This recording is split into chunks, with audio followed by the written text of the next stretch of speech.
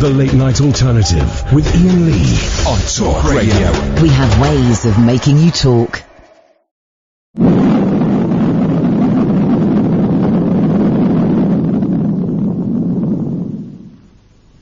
A warning may come quite unexpectedly. We will now tell you what to do if a warning sounds when you are at home. And then we will explain what to do if you are out of doors. First, if you are at home. If attack is imminent, you will hear the attack sound like this.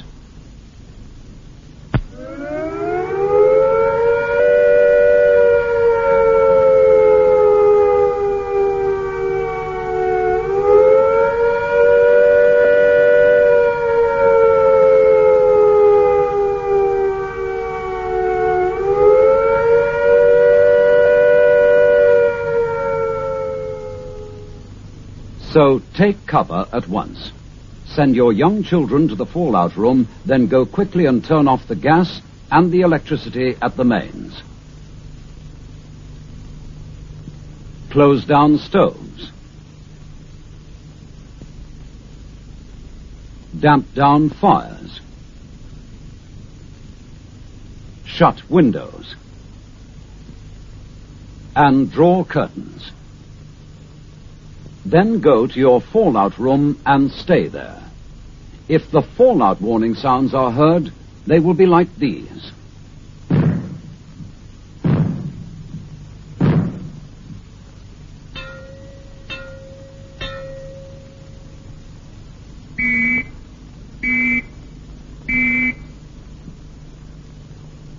You should now move yourself and your family to the safest area in your fallout room. That is, you should get inside your inner refuge and stay there. After 2 days, the danger from fallout will get less, but don't take any risks by contact with it. The longer you stay in your refuge, the better it will be for you. Listen to your radio. Stay where you are and keep listening to your radio. Now, this is what you should do if you are out of doors when the warning sounds.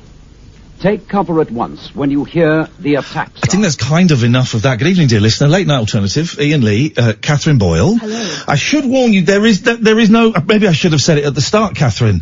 That would have been professional. There is no nuclear, well, I mean, there is always a nuclear threat, dear listener, but that was not a real nuclear attack. Don't panic. Although we did have the woman yesterday whose 84-year-old neighbour doesn't buy meat anymore because apparently she's not allowed to because of the protesters saying that she's not allowed to. Is that you might want to twist that microphone so that, you know... Microphone's the least of my worries. My headphones don't work. Okie dokie. Here we go. It's fun.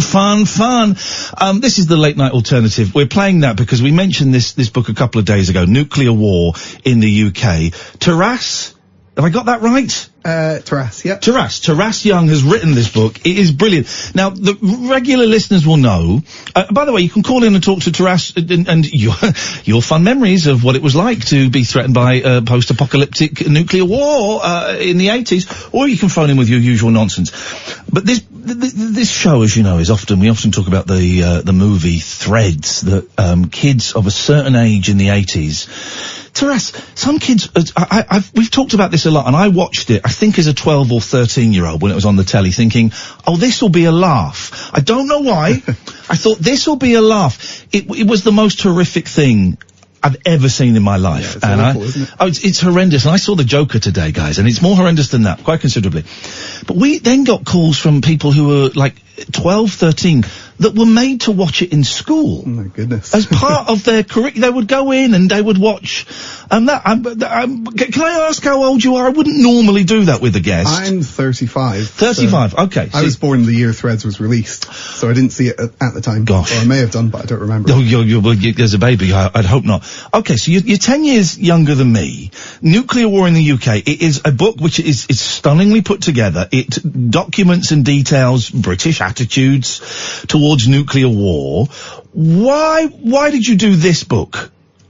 I've been collecting this stuff for 10 or 12 years now. Stop the clock. Time out. Already. I told you, Catherine, there was something about this one. Why were you collecting this stuff? Well, well.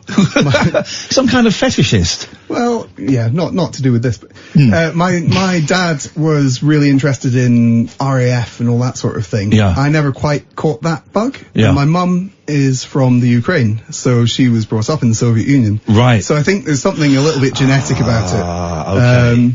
But it was a chance encounter with a booklet in my grandparents' attic when I was maybe 10 or 12 years old. Yeah. It's just, doing the childish thing of raking about through your grandparents' stuff.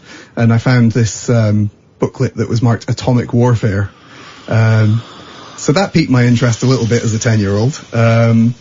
And that was actually part of the old civil defence training materials that were produced in the 60s. So that got me started on a particular path. So you were collecting all this stuff for years, and then you thought, there is a book in this. Yeah. And, I'd accumulated something like 300 or 400 things. Oh man. I want to come around and see your collection someday. I really do. And I thought, well, there's no other book like this, and I really wanted a book like that to exist. Like when I was starting collecting, I thought someone must have done this, but no, nobody had. So I haven't read it all yet. It's I've looked at the pictures and I've read bits and pieces. So where does it start and where does it end? What period are we covering in the book? It's covering sort of mid 1950s right up till 1990, 91. Right. Okay. End of the Cold War. So. And how because I remember seeing threads. I remember there was a season. 82, 83, 84, something like that. There was probably about 84 actually. There was a season on BBC where they showed lots of nuclear themed things. I don't quite know what they were pinning it on. And I think I remember the Protect and Survive, but I'm not sure if I actually remember seeing it on the TV or if I just I remember in the 90s, Katherine, you'd get like VHS videos going around of like Driller Killer and Texas Chainsaw Massacre, these films that were banned, and then they'd show a little bit of a film called Snuff that was apparently a snuff film, but it wasn't. And then at the end of it, the tape would be filled up with these Protect and Survive things. So you'd get all these stoners in the 90s watching Driller Killer, and then that comes up, to kind of terrify you. Very, very soon. But how much of this, the Protect and Survive we just played, was that actually shown on the television? A little bit of it was, which is maybe what you're remembering. Right. There was an episode of Panorama with a very young Jeremy Paxman presenting all this stuff, and it was the first time the public had really had it brought to their attention. Yeah. They showed a few clips from those horrific films. So what were the films intended for then? Where would they have been? Did they get shown anywhere? What were they for? Didn't. The films were intended to be shown if we were already at the stage of sort of international tension and crisis and all that kind of thing. When the government thought, right, it's almost certainly going to happen. Yeah. Let's show these films. Let's get the public prepared. And they'd be trickled out at first, just sort of in between ad breaks and things like that. And then they would be ramping it up as the tension increased. And the information in it, useless, really, isn't it? I mean, we heard there, close your curtains. That's not going to protect you from a nuclear. Do you think it was serious advice from people who thought this was going to be useful, or do you think it was just trying to minimise something that they really knew was going to be awful? Well, that's the big question. Right. So, were they trying to keep people in their homes and keep them busy and keep them off the streets and not rioting and looking for food and all that kind of thing? Or was it genuine advice? And it's a tricky question to answer, because some of the stuff you think it doesn't make sense, painting your windows white, but that would reflect the flash and sort of heat flash from the nuclear weapon. So that would kind of work, even though the windows would then be smashed by the blast afterwards. Yeah. But yeah, it's tricky to say. I reckon that it's kind of useful, but it's mostly useful for the government keeping people under control. Here it is. Did you ever, how far does your collection go? Have you got a Bentel Simplex shelter, for example? I mean, that's some advert, isn't it? That's a bleak. The Bentel Simplex shelter, probably the wisest investment you'll ever make. And all it is a picture of barren, wasteland with like a periscope sort of sticking out of the top. Yeah. Have you got one of those anywhere? I don't. Unfortunately, I don't own enough land to build a shelter. But that was a real... People were buying this. Yeah, apparently. Wow. Yeah, there was a boom around sort of early 1980s, at the same time as Protect and Survive came to the public's attention. There was this boom in companies offering to build you a nuclear bunker in your back garden.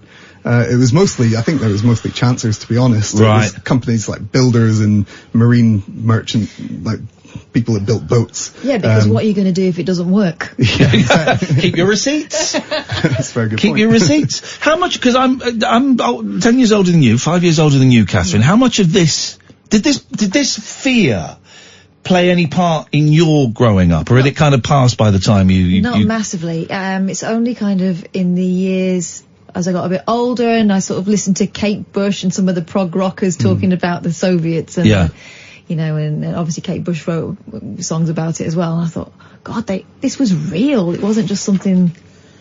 And this was a big, I don't want to say industry necessarily, but that you've got lots of Protect and Survive monthly magazines in here. How long did that run for? It ran for a grand total of 17 issues. Wow. So about 2 years. And it was people who really took the idea and ran with it. It was an independent thing. It wasn't actually prepared by the government. Yeah. It was people who were inspired by Protect and Survive to make their own thing. I guess today you would call them preppers. Yes. So it's the genesis of that sort of thing. My favourite thing is the cover. It says, "Will your pet survive a nuclear war?" And there's a picture of a very lovely middle-aged lady who's got nice blow-dried hair, holding a cat, and it looks like she's in a bunker. And there was this kind of air that if there is a nuclear war, things will be a little bit difficult, but we'll all survive. Oh yes, there'll be a nuclear winter, but we'll all be okay. And after a little while, we'll be able to come out. They were telling people it'll be all right. Yeah. And that was the overriding message. And I think a lot of people, civil servants, knew it wouldn't be all right. But they had to be seen to be doing something. And they couldn't create panic as well, I suppose. What would be the use of that? Well, it would only cause trouble for the government. You'd get more people demonstrating and perhaps attacking their power base. And people would be terrified. So Protect and Survive was done by preppers. But then you've got these leaflets, which I'm assuming are official. Are these from councils? You've got Leicester and the bomb, Leeds and the bomb, Hull and the bomb. Yeah. Were they done by councils? Yeah, these are all local authority pamphlets. So pamphlets. Sorry, that's the technical. No, it's good. I've not used that word for years. Have you got the nuclear bomb pamphlet? I think we're about to be a local council. I think we're about. And were these real? Did people get these? Or? Yeah, these were absolutely real. And you'll notice a lot of them are northern councils. So you've got Leicester, Leeds, Hull, Bradford, those kind of places, and it was all the left-leaning councils. Right. So they were under an obligation from central government to prepare some kind of document, some kind of booklet that they could, some kind of pamphlet that they could send out to their residents, and a lot of them weren't too sold on the nuclear idea. And they produced these things that were basically saying you and your family are going to die. So what are you going to do about it? Well, I mean, they're beautiful. The covers and the Kirklees and the bomb and Bristol and the bomb, beautiful. Sort of slightly psychedelic mushroom cloud. Hull and the bomb, though. I mean, look at that. That's game over. That one there. Yeah. It's bleak. Just a bomb going off in the middle of Hull city centre. Yeah. It's grim. How? Were people bothered by it? Obviously you had the kind of the extremists, let's call them, the preppers, the people doing the Protect and Survive magazine. But generally, were people bothered by it, or was it just people got on with their daily life and didn't really care? Well, I think you see it in threads that people just weren't that, it was in the background, but it wasn't something that was taking up their mental space sort of thing. Yeah. And it was only when it got, in threads, you see them preparing their shelter like 5 minutes before the bomb goes off. Yeah. And I think that was probably the case for a lot of people. They just didn't want to think about it, I guess. 0344 499 1000. We'll do all the links. You tell us the best link in a minute to us where you get more money. Nuclear war in the UK. I promise we'll do fun stuff in a bit. I promise you, it's not going to be a whole thing. But whoever it was who tweeted this book and put it in my direction, thank you so much. They said, I think this might be up your street, Ian. My God, you know me so well. 0344 499 1000. This is Talk Radio. Stimulate stimulating nightly emissions guaranteed to open your eyes and your mind. Oh, my word. The Late Night Alternative with Iain Lee on Talk Radio. 0344 499 1000 is the telephone number. If you want to give us a call, we've got Taras Young, who's written Nuclear War in the UK.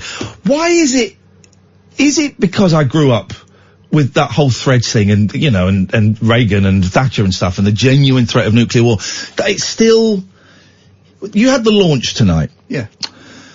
Was it mainly men like me that were that were sniffing around you, showing an interest? There were a few, yeah. Right, okay. It does attract a certain type of person. It does, doesn't it? Because with respect, you found it a little bit harder to get excited by this book than I came in frothing at the mouth going, oh my God, have you seen this? Well, it's not something I remember from my life, so to me it's always been in books like, you know, things I've seen, photographs of. I've never... It's funny. I didn't live with that It was threat. real.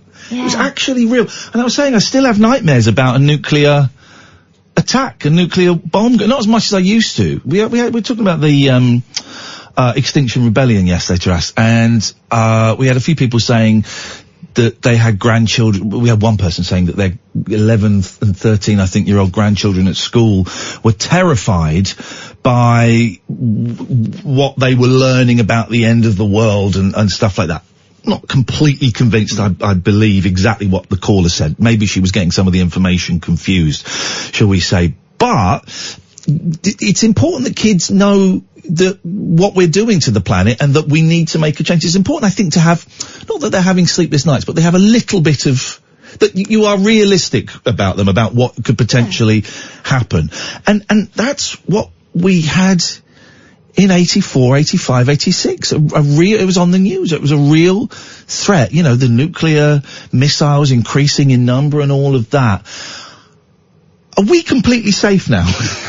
Is this, because there was a little bit last year or the year before, wasn't there, with North Korea and Trump and stuff, and it seemed to awaken some of that stuff that had been dormant for 35 years. Whereabouts are we now in terms of needing to get bentles to fit in a bunker? Well, it's what I always say is that, do you think that the Russians just sort of turned off the missiles and they're not pointing at us anymore? I think nothing's really changed. I mean, did the Cold War really ever end? Probably not. I reckon those missiles are still pointing at us. It's just a case of the relationship between us and them. Who did you speak? Did you speak to people about this? I mean, obviously you've got your vast and, let's be honest, slightly weird collection, but we've all got weird collections. And I do genuinely want to come and see your magazines. Is anybody who worked for the government able to speak about this stuff? Yeah, I think so. Yeah. People who were working on this stuff then I've spoken to a couple of them and they've been okay about it. Some people are still feel bound by that official Secrets Act thing. I have heard a story about someone who worked on Protect and Survive who was being interviewed by an academic who said, well, of course you worked on Protect. I never worked on Protect and Survive. Wow. And we know from the Public Records Office have opened it up and you can see his name there in print. But he won't admit it because he still feels an obligation under the Official Secrets Act. That's proper old school. Yeah, absolutely. I remember, once people signed that, they will go to their graves quite often and not give anything away. Well, there's a family member of mine that can't tell me exactly what he's up to.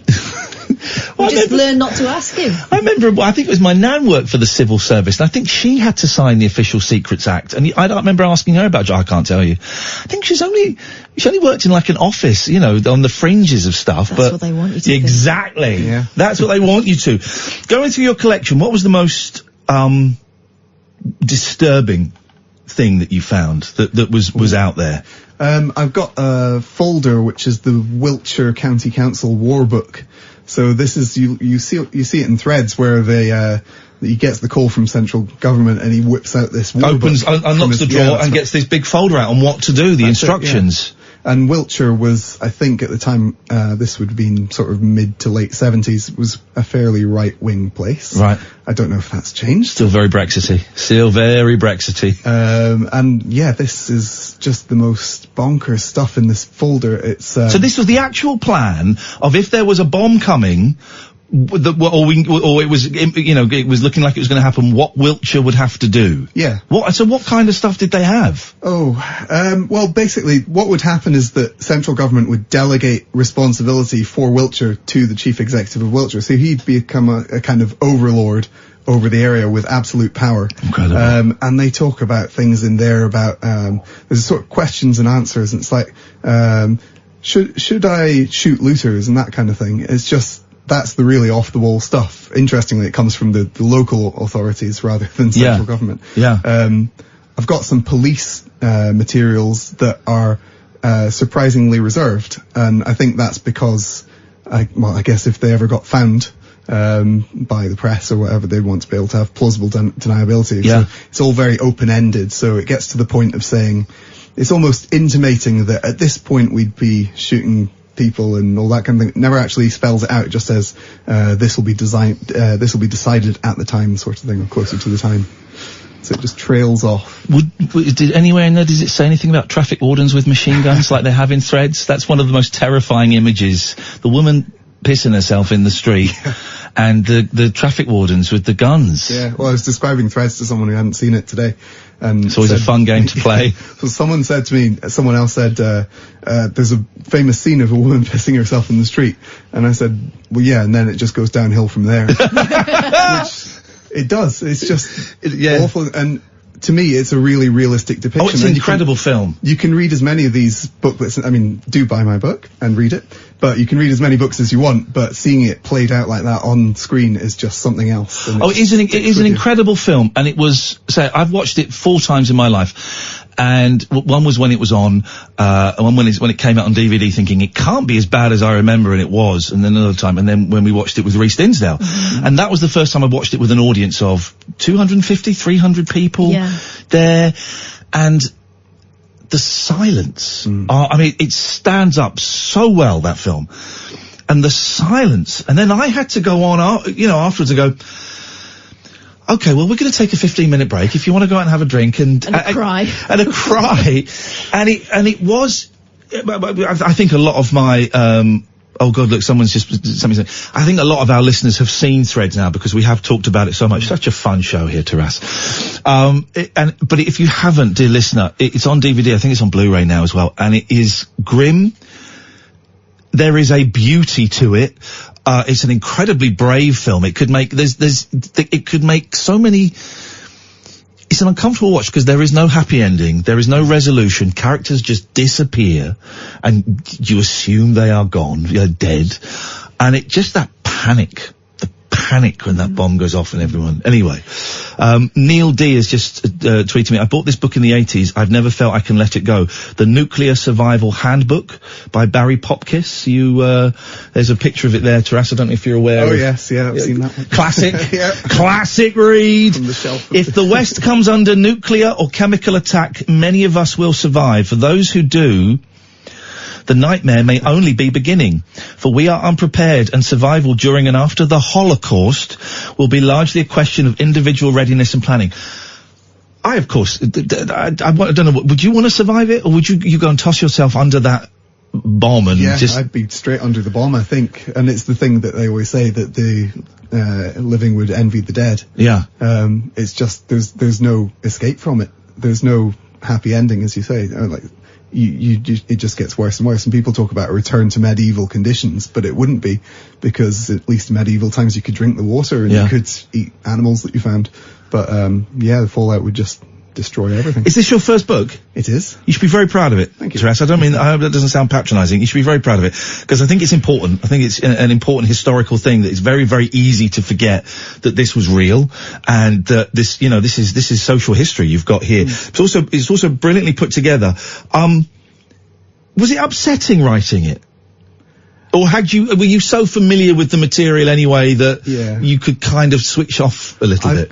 I've kind of grown very familiar with all this stuff, and it doesn't cause me nightmares anymore. My nightmares are about other things, UFOs and stuff like that. Oh, here we go. How does your Ukrainian mother feel about this obsession of yours? She's happy with it. She hasn't indicated any displeasure with it. Which is Tell us about the, we'll give this another plug in a second and we'll tell you where to get it. I've just tweeted. Here we go. Andy says, well, that's one for the Christmas list. Morbid fascination with all things nuclear war ever since my mum sat me and two brothers on the settee and made us watch Threads one Thursday night in the 80s and said, Jesus, and said, this could happen to us next week. I was 7. Oh my God! Wow. That is like showing a 7-year-old the Texas Chainsaw Massacre. This could happen to us next week. Yeah. Wow. And that's the thing. It was billed as an educational thing. We keep going back to Threads is the cornerstone. But, yeah, you're right, Andy. I think this is going to be on a lot of weird families' Christmas lists. Nuclear war in the UK. We will tell you where to get it in a second. And you can obviously get it on Amazon, but there are better places for the author. UFOs. Yes. Tell me. What? I'm fascinated by UFOs as well. I saw one. I saw one. Genuinely, I genuinely saw one. It was me and my girlfriend at the time who became my wife, now my ex-wife. And we lived in Muswell Hill in North London. We had a tiny little balcony. It was about 5 o'clock on a really bright, sunny Saturday afternoon in the summer. It was still very, very light. And we stood on the balcony, just looking out. I think she may have only just moved in.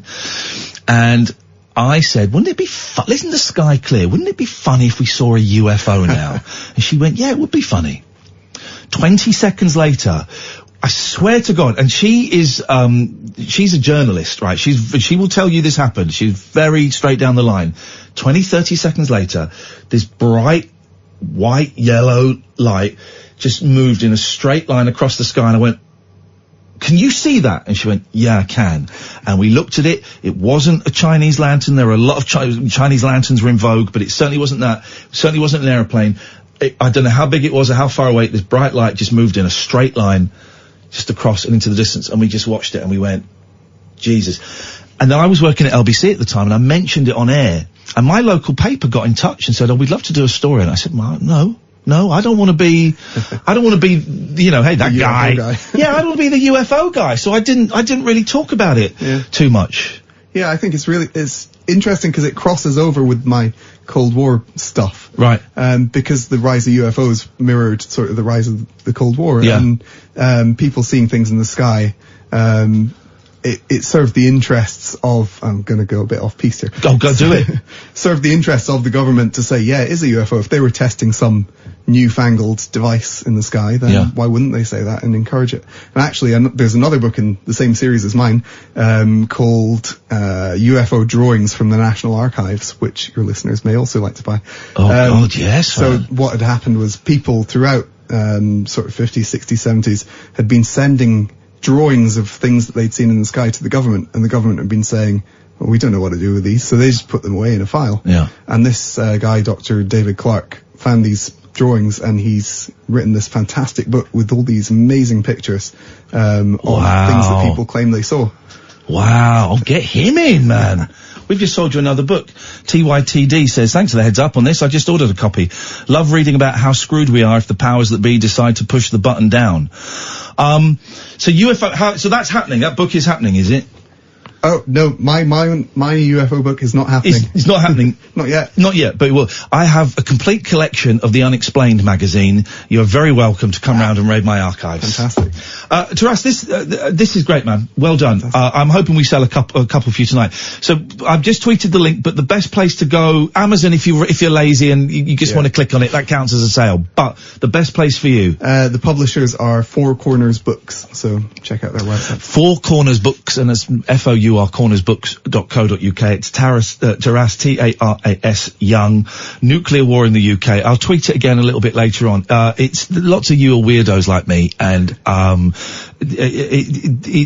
just found it fascinating, found it terrifying, and I've actually found it strangely comforting to see all of this stuff gathered in one place, to see that actually it was real. Yeah. Can I ask a quick question before we wind this off? No, we have finished. No, of course you can.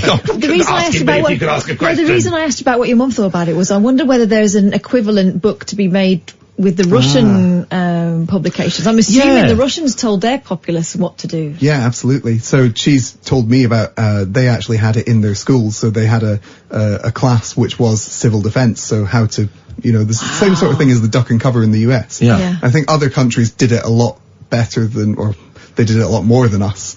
I think in the UK we were more left to fend for ourselves.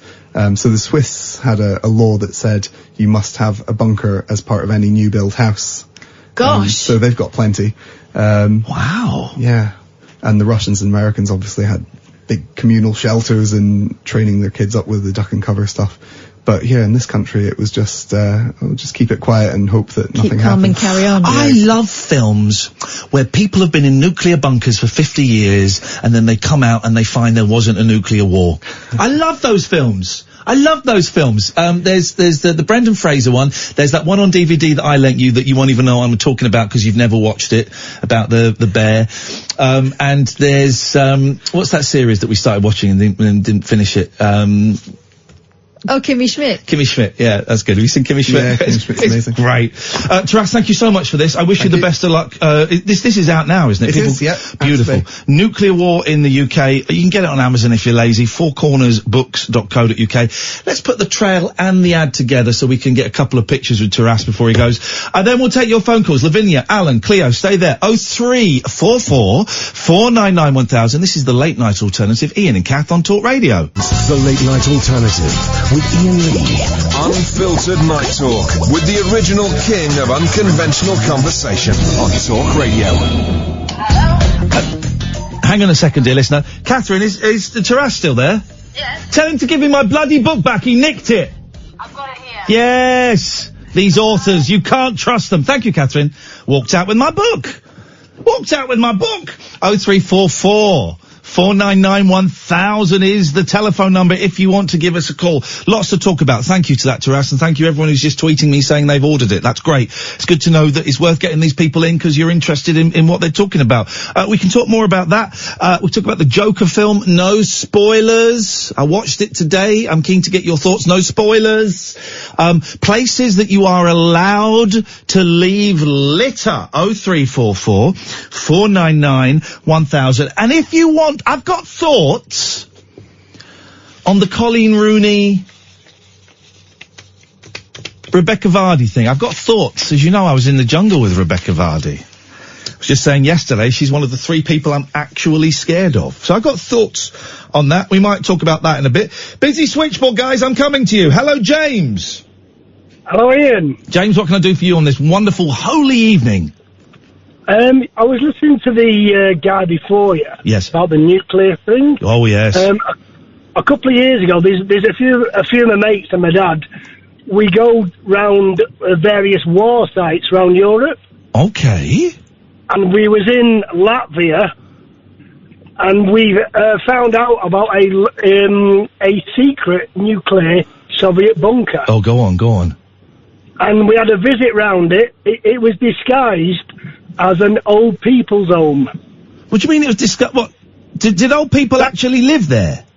No. What the Russians did, they built flats at the back. Flats? And said it was for recuperation of old people. Okay.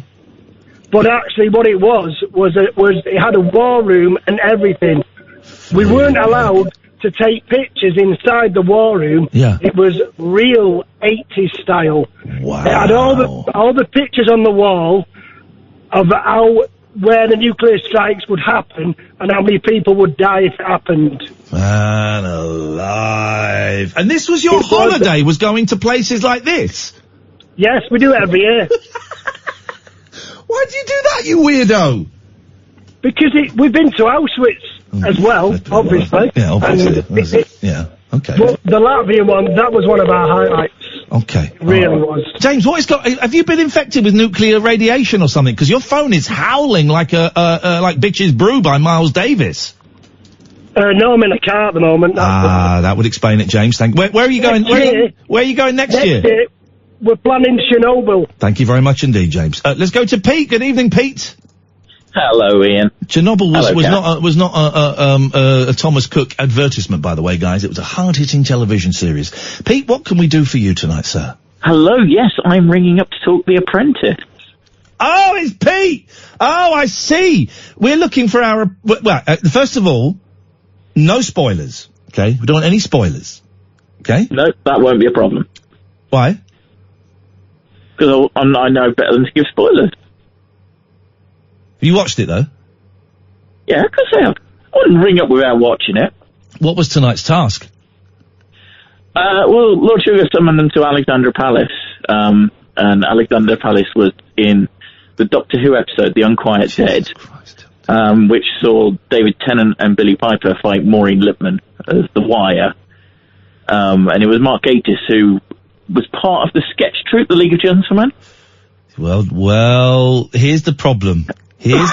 Pete.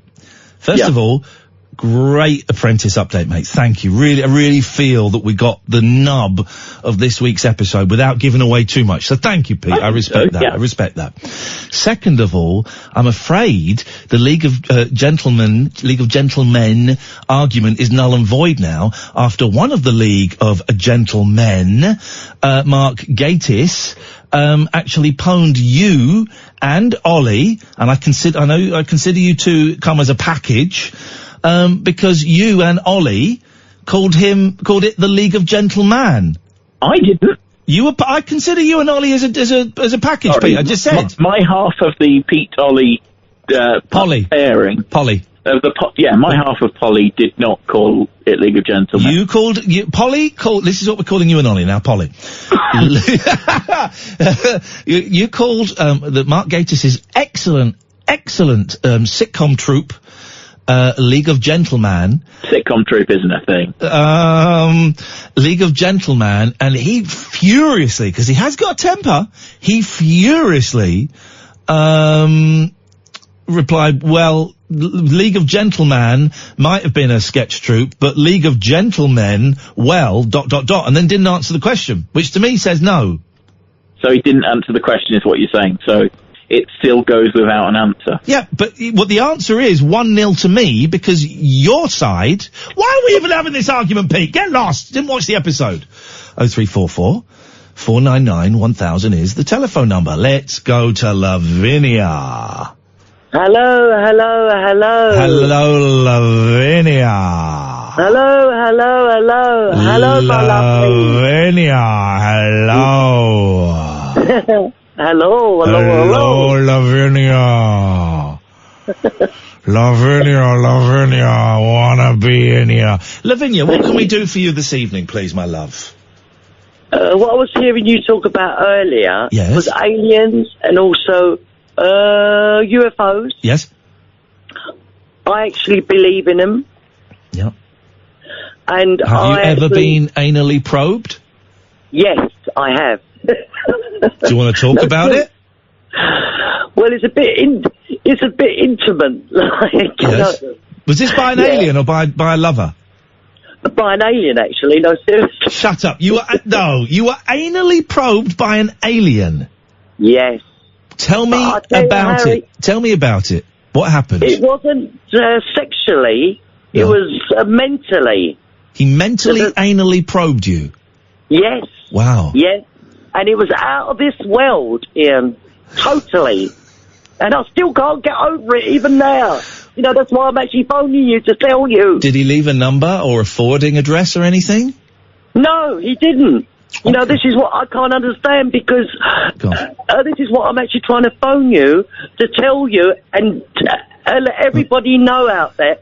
There is aliens out there. Yes. They do exist. Yes. Because I've actually had the experience. Yep. And it's out of this world. Okay. Wow. So how do you... Tell me when this mental anal probing happened, Lavinya. About... Honestly, I mean, I'm not joking. I believe you. I believe you. Thank you. It was about 15 years ago. Yeah.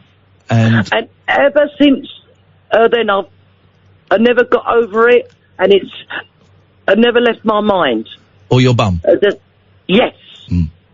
And also my body. Okay. Gosh. Do you think he'll come back? Yes. Second coming. Does. You hoping for a second coming? Yes, I hope so. Because I'm waiting for it to happen any minute. Lavinya, I wish you the very, very best of luck there. Only on the Late Night Alternative, weeknights from 10 with Iain and Kath on Talk Radio. My word. Thank you, Lavinya. Let's try Alan Caddick. Alan, ever been anally probed? No, but Eric Poltman has South Park. Eric Poltman? No, Eric Cartman. Eric? Cartman. I don't know who that is. No, he was a character in South Park in the very first ever episode. Okay, I've not really seen South Park. But I want to talk about For You a Million. Did you win it?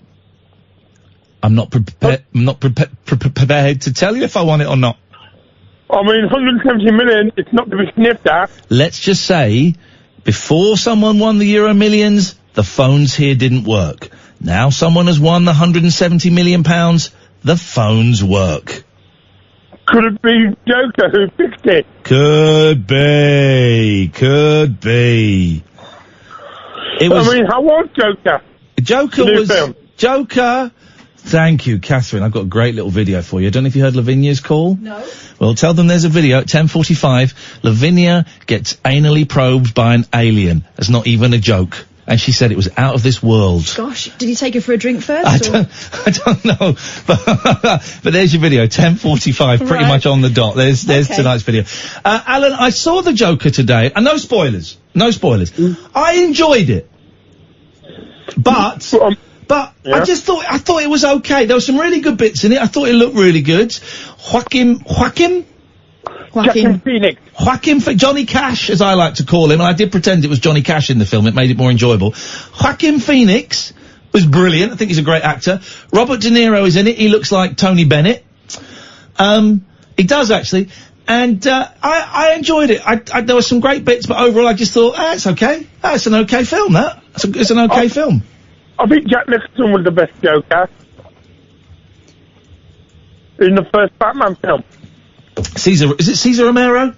He was one, yeah. Nicholson. No, Cesar Romero. And was it in the TV series? Yeah. And was it Merle Oberon one as well? Who's Merle Oberon? Oh no, he was a penguin. Yeah, no, Cesar Romero. No, it was Burgess Meredith. It was a penguin. And also, here's the thing, everyone's going, it's too violent. It's too violent. It's not that violent. It ain't no Chainsaw Massacre or Driller Killer, right? That's violent. But it's certainly significantly less violent than, like a lot of the Jason Statham movies I've been. It's not that violent. There are a handful. No spoilers.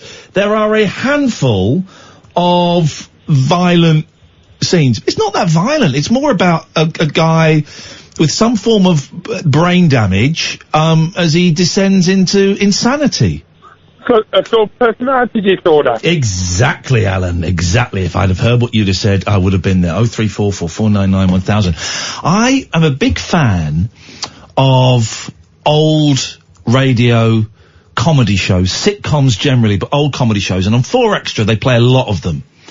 They play a lot of stuff from the 50s and 60s. And I love it because some of them are funny, still. Some of them are not funny still, but the audience is howling with laughter. And I think it's a real interesting snapshot as to what was funny then. I had a Round the Horn obsession in my early 20s. Some good bits. Round the Horn still stands up in places. Julian and Sandy. Yeah, still stands up in places. I was never really a big fan of Hancock. I always find Hancock a little bit too slow. I don't really enjoy Hancock.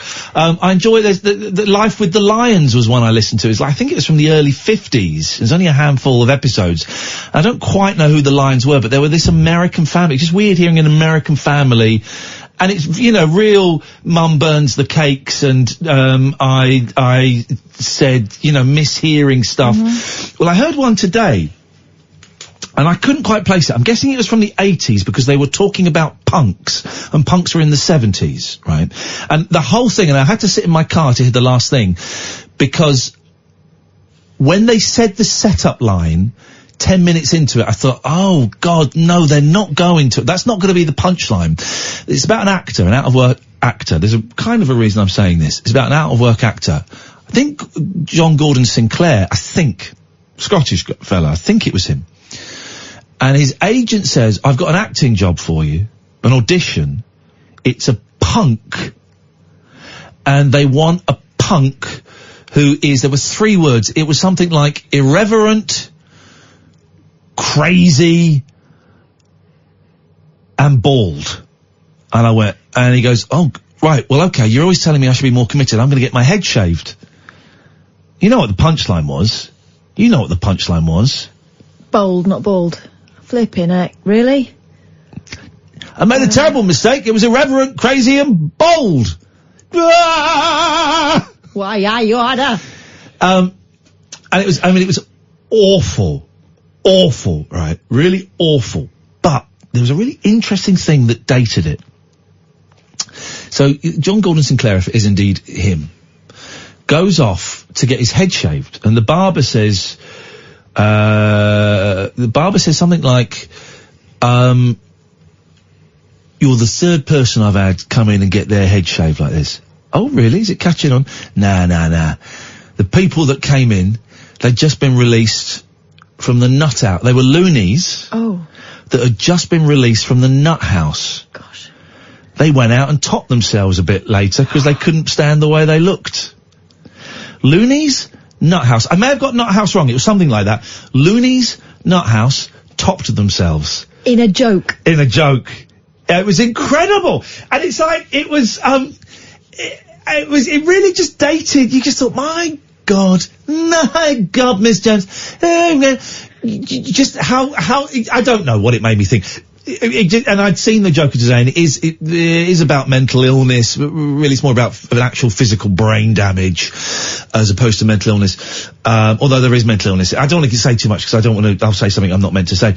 But I just thought you go from that to some loonies from the local nut house top themselves. Because of a haircut, because that's how it works. Absolutely incredible. We got so many calls, my God, it's like the phones are working. Good evening, Steve. Steve. Hiya. Hello, Steve. Can I have a go at guessing your PIN? My PIN number? No, your PIN. Well done. My personal information number? You know what the personal identification number? Exactly. Okay, yeah, of course you can. Go on. I tell you what, you guess, and I'll tell you if you've got any of the numbers right. If you get it all right, this is incredible. I know, but imagine if I do. Yeah. 1782. Okay. You said 1782. Mm-hmm. You have one of the numbers right in the wrong position.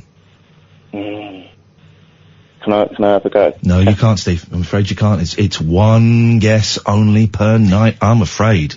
So his guess there was Did you invite people to do this? Did I miss that bit? Or is it just Steve out of nowhere? Steve just invented the game, actually. It's pretty good fun. 1782. Thank you for picking me up on PIN number. Thank you. Respect. 1782. Is that my personal identification number? No. But one of those numbers is correct. It's just in the wrong place. 03444991000 is the phone number if you want to play that game. Good evening, Susan. Oh, hello. Can I give you the number? See if I get it right. Yeah, sure, go on. 7182. You've just done the same. Okay. You have you have one of the numbers. Yeah. In the wrong place. Oh. Okay, I'll tell you something else then. Go on then. You were talking about UFOs and that earlier on. I've actually got UFO footage online. I took it in 2002 when I lived in Little Clacton, Essex. Yeah, go on. And what it was, because I lived in a house then, I live in a bungalow now, because we're downsized. Yes. But too much it was a funny day, really, because my children were a lot younger then. And on that particular evening, I had a very late bath. It was late then, because I was working as a cleaner. And anyway, I saw this bright orange thing going right across the sky during the evening. Was it a loofah? It was 10:30. It was 10:30 at night. Yeah. And I thought, what the hell is that? Because I just got out the bath and I was just sitting down, not thinking about any of this stuff. Anyway, I quickly went to the wardrobe and I was ever so nervous because I only had this camcorder a while and I'm not very technical, but I managed to get 5 minutes of this thing. Did you tape over? Why did you have a camcorder in the bedroom? Don't ask. Well, I just left it in the cupboard. It was in the cupboard, you know. Right. And did you tape over anything? I got 5 minutes of it, but I was excited I bet you were. and scared at the same time. Can we see it? You can, but what I was going to say to you, if you type in UFO seen over Little Clapton on YouTube. Yes, it's on there because at that time I'm only just ordinary on the internet. UFO seen over Little Clacton? Yeah, Essex. It's not come up. It's 2002. If you put 2002 on it, it will come up. But my friend did this for me. No. It was already set for her to... She had one of these things where you can... I don't know, you know the discs? It was on a disc. Yeah, it's DVD. And, but she went back... That's why you've got to wait for it to come on. It's all like frizzy the beginning, then you'll see hang on, I've typed in UFO. Yeah. Let's get rid of seen over. UFO, Little Clacton. Yeah, UFO seen over Little Clacton. Well, I just did that and it doesn't come up. Oh. I think they're trying to silence you. Oh, they must be, because I've always... If you type it in, it does come up. I typed it in! UFO seen over Little Clacton, 2002. I'm going to Google it and see if it takes us somewhere else. Yeah, do that, Catherine, because I think... But you will find it, but what I'm saying is you have to wait a few minutes, because when my friend did it, she didn't realise it was already set for her got it. to put, to copy it. And she Susan, can you come back to us after the news? Yes, of course. Stay there, because we're going to watch this. We're going to tweet it. Don't watch it until we all press play. Okay, we'll all watch it together, and we'll see some footage of UFO. This is Talk Radio. Across the UK, online and on DAB. Get an earful of unusual nocturnal emissions with radio's Lord of Misrule, Iain Lee. No relation, thank God. Unfiltered Night Talk with the original king of unconventional conversation. The Late Night Alternative with Iain Lee on Talk Radio. We were talking about nuclear war with our guest, Taras Young, and loads of you have bought the book. Thank you. It's a nice small book. We're hoping to get Andrew Ridgeley in at some point to talk about his book, which I'm sure doesn't need much selling. But when it's a small indie book like that, thank you for the support. And then we kind of got onto UFOs, and we heard that Lavinya had been mentally anally probed. And fair play to her, she loved it. She absolutely loved it. You missed it, Catherine. You were out when that happened. I've got a feeling that I'll be hearing it again. Yes. Well, then we got a call from Susan. Hello, Susan. Hello, all right. All right, go. And we have found your video, UFO seen over Little Clacton, 2002. Yeah. And we're all gonna, if you'll watch, I've just tweeted it. Yeah. Catherine? It's a bit frizzy, as I say, in the beginning. You just got out of the bath, hadn't you? We're pressing play now, guys. If you're listening, press play. I did actually that evening. I had a towel round my head and that, like you do, and the curtains were open, because we lived in a village then, and as I sat down on the bed, because the window's facing, I was just sitting down, and all of a sudden, as I say, this thing comes straight along, very bright, and it was opening and shutting like an eye as it went along. So I just thought, what the hell is that? Okay, Let's have a look. We've pressed play, and so far we've had 30 seconds of snow, and now it's gone. This picture's gone black. Why I was getting the camcorder ready? This thing was illuminating the tree opposite. Okay, because at the moment all I can see is black.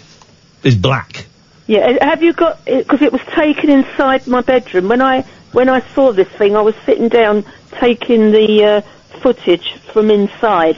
But you will see it. You'll see a round object going along. Okay. And it sort of moves and everything. I can't see anything at the moment. As I say, I was ever so nervous that evening, and I'm not a very technical person anyway.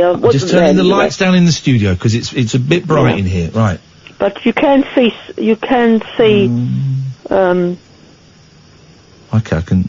It's very, very dark. Oh, there it is. There it is. Yes, it is. There it is. Yeah. Okay. There. Yeah. Flipping it. Huh? And yet, I haven't had any, when I reported that, there wasn't hardly anything said about it or anything, you see. Okay, it doesn't look like it's moving though, it's just like a light. It's moving, and then it starts sort of turning and everything, you can see it turning. Well, it doesn't look like it's moving. It will. If you keep watching it, you see it move. It does turn and everything. How did you feel at the time when you were watching this, Susan? I was, as I say, I called out Wet. to my husband, but they, as I say, it was a big house we had then. There's different rooms downstairs, and children were younger. And I called out, but no one could hear me because I was hoping, like my husband or somebody would have seen this, but unfortunately they never heard me. And I was very nervous, but I was excited. I wanted to get it on because I thought if I can get this. If you jump to 416, you can see it a lot clearer. Yes. It looks like, is it behind a tree? What is that? I can't quite see. Travelling along, there was trees, as I say. We're in a village then, and it looks like it could be the moon. No, honestly, I mean, I know what I'm talking about. I've never ever seen anything like that at all, and the people that lived opposite us on that particular evening, they were very annoyed because they were out. Because he said he goes out in the garden. He used to say, I look up to the sky and that. I like looking at the surroundings and that. I showed him the footage, and he said they wish that they were in that evening because I said you would have seen it because it was really illuminating your tree. The tree was being illuminated whilst I was getting the camcorder ready. Now I'm reading the comments, right? Oh, I know. There was terrible. I mean, they thought a lot of people thought, I mean, I'm not even clever enough to, I wouldn't do it anyway. They thought it was a joke. They didn't take me seriously at all. In that time? The truth is out there, says 8-Ball. Chinese lanterns have been around since 250 BC. I love the way someone has a go and you reply, you are so envious. I was at that time. Because when you're telling the truth on something, I felt, you know what I mean? I really felt. This is a post from you. This is Susan's UFO footage. It was nice of my son to put this UFO footage on here. You told me you want this to go on, but I didn't understand much. This is true UFO strange object. It's a great shame that a lot of people in 2011 did not take me seriously. This is true footage from myself, who was very nervous and had to think how to use my camcorder. It's very natural, it's very natural, innocent, not professional footage, all done in 5 minutes. This could have happened to anyone. The thing I do not like is not being believed. I had wished that others had seen this. We were living in a house with the family all downstairs. They did not hear me call them. This is true evidence from Susan. Yeah, because I did get annoyed, you see, because I'm telling the truth. I mean, I would never, ever, it's not me to make out anything like that. Tim says, Tim is not happy. Tim is not happy. Tim says, the truth is that this is possibly the most lame UFO clip ever to appear on YouTube. I know. But you see, I, you know, when you sort of report things like this, if you're going to be treated like that. Yeah, exactly. You feel. Tim doesn't like you. How about you stop acting like a div? Oh. Then perhaps you will find in turn that people will be less likely to treat you like one. I know. Chihuahuas. Well, I suppose really, I mean, in a way, I suppose I shouldn't have gone on YouTube really, but I wanted to show, I wanted people to see it, because I thought, in my mind, they would, you know, I think... Let me read some of the comments on Twitter. David says it's a tiny dot on the screen. Let me see. Very cool. Says, was this filmed on a potato? Says Paul. That's the moon, says Jason. I think Susan has filmed a Chinese lantern on a potato. And anyway, I know what a lantern looks like, but it wasn't a lantern. No. I mean, this was really something. I think it's a UFO. I'm on your side, Susan. I'm on your side. It's just annoying when you want to sort of, you know, they don't let people, I mean, not believe in you, if you know what I mean. Tell me about it. I work with Catherine Boyle, and every time I give her a bit of trivia or a fact, she Googles it. Well, we've got to be sure. But I know. To be honest with you, during those, 22 on, 2002 to that sort of date, you know, there's probably a lot of change now, because I think there's more spoken about it now, isn't there, than there probably was those days. So, like mental health, we talk about it more. Yeah. We should talk about UFOs more. Susan, I believe you. Thank you very much for sharing that with us. 03444991000, your views on that. Let's make this next call quick because we've got to go to the break. It's Ollie. Good evening, Ollie. What do you want? Hello, did you, I can hear my voice, so it's really distracting, but did you tell people when you... Very bad line, Polly. Very bad line. Very muffled. Can you do anything about that? I don't know if you could go into the kitchen or if you could speak louder, if you could go next to your sleeping wife, or just something so that we can hear you better, please. Could you hear me now? That's better, yeah, thank you. Did you tell people when you won the League of Gentlemen argument... This is the guy, by the way, for those who don't know, this is the guy who was humiliated, had his trousers and his pants pulled down, and his body was spanked by British sitcom legend Mr. Mark Gatiss, one of the League of Gentlemen, not the League of Gentlemen, which Ollie referred to them as, and Mark Gatiss came back in spectacularly hilarious but biting form and destroyed you on Twitter, Ollie. Yeah, it's hilarious to pick on dyslexia, isn't it? Oh, Ollie, he's playing the old double D card. He's playing the dyslexia. You're not, Ollie. You're not playing the dyslexia card.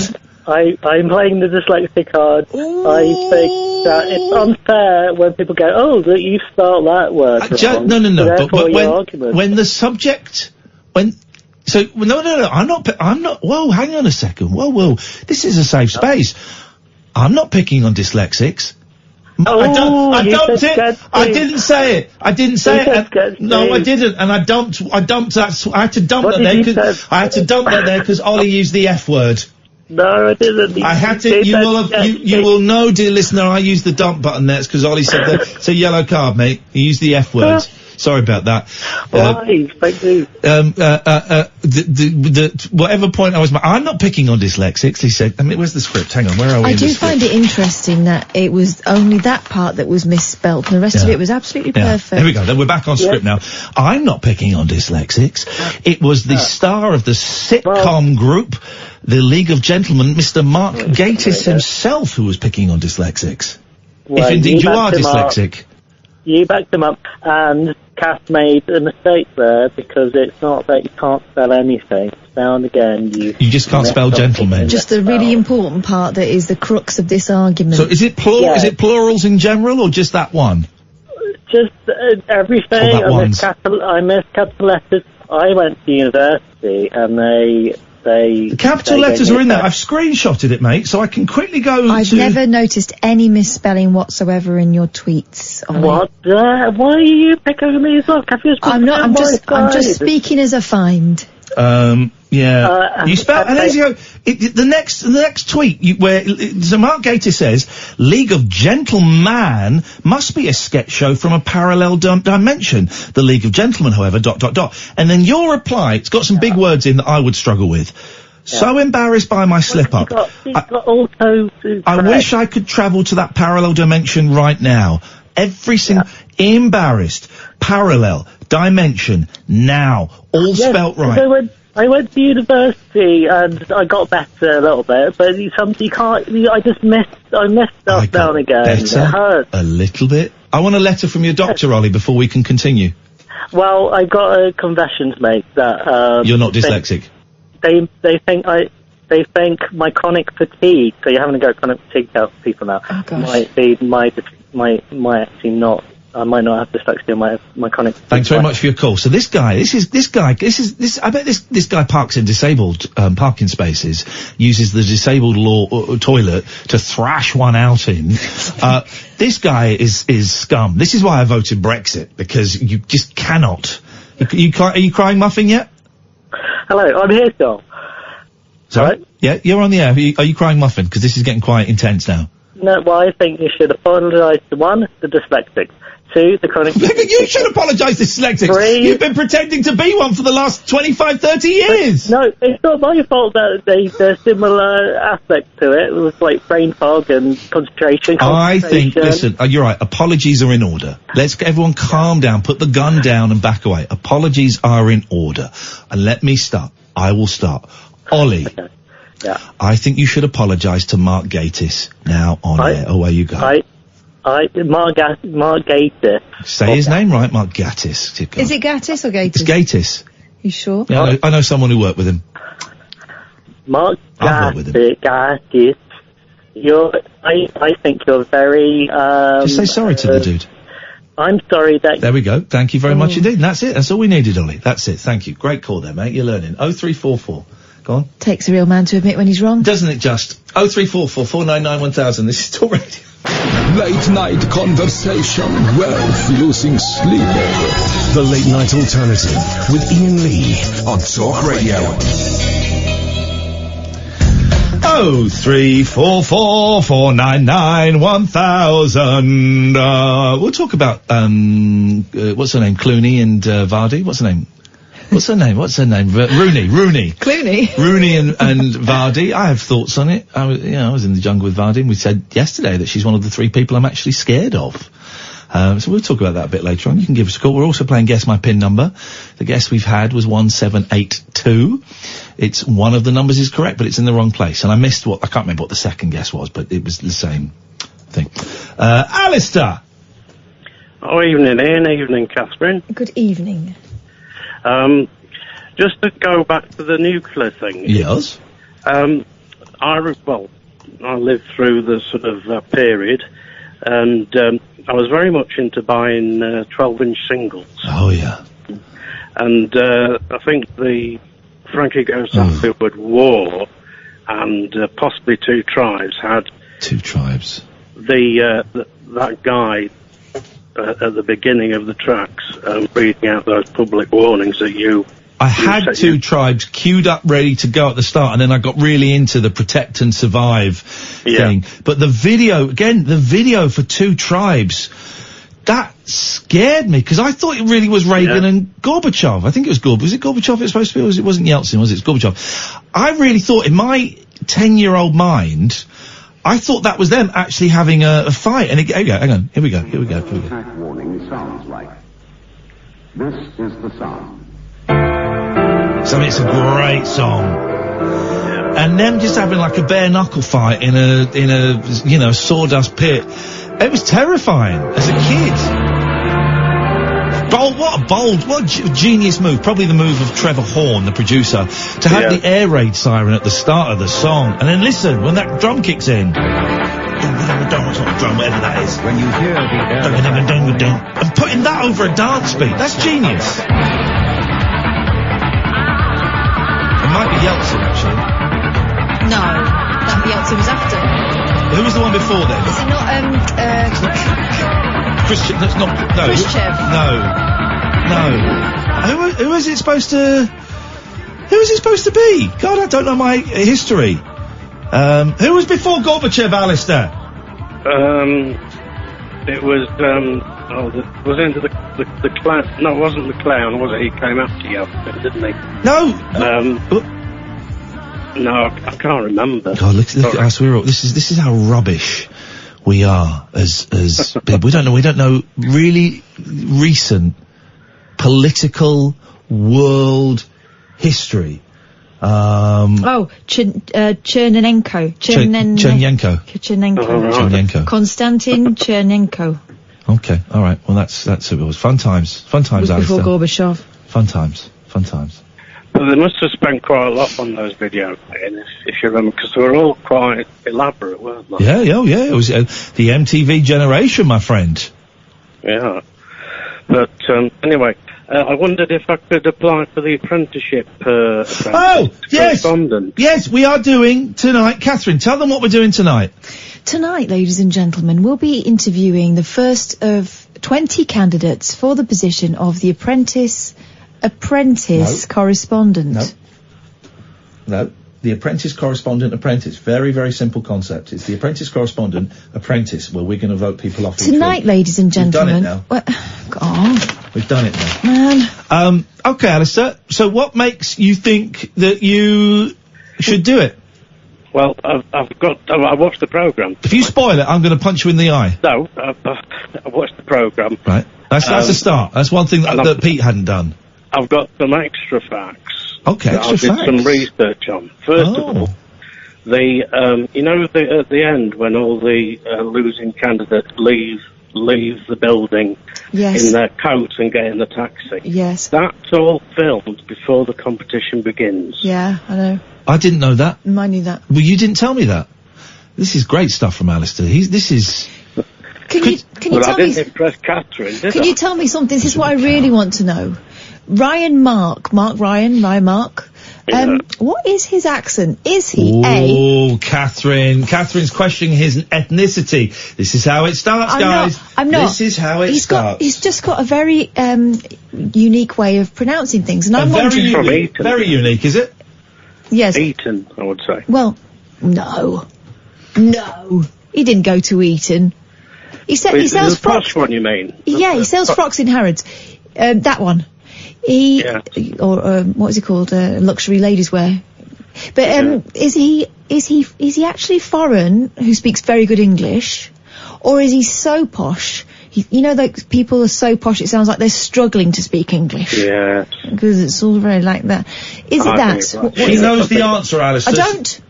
Sorry? I don't. He doesn't know the answer. You shouldn't have Well, told he should know. No. He's the expert. He doesn't know. No. The other fact, though, is... I like that. Just go straight past it. Just brush that away.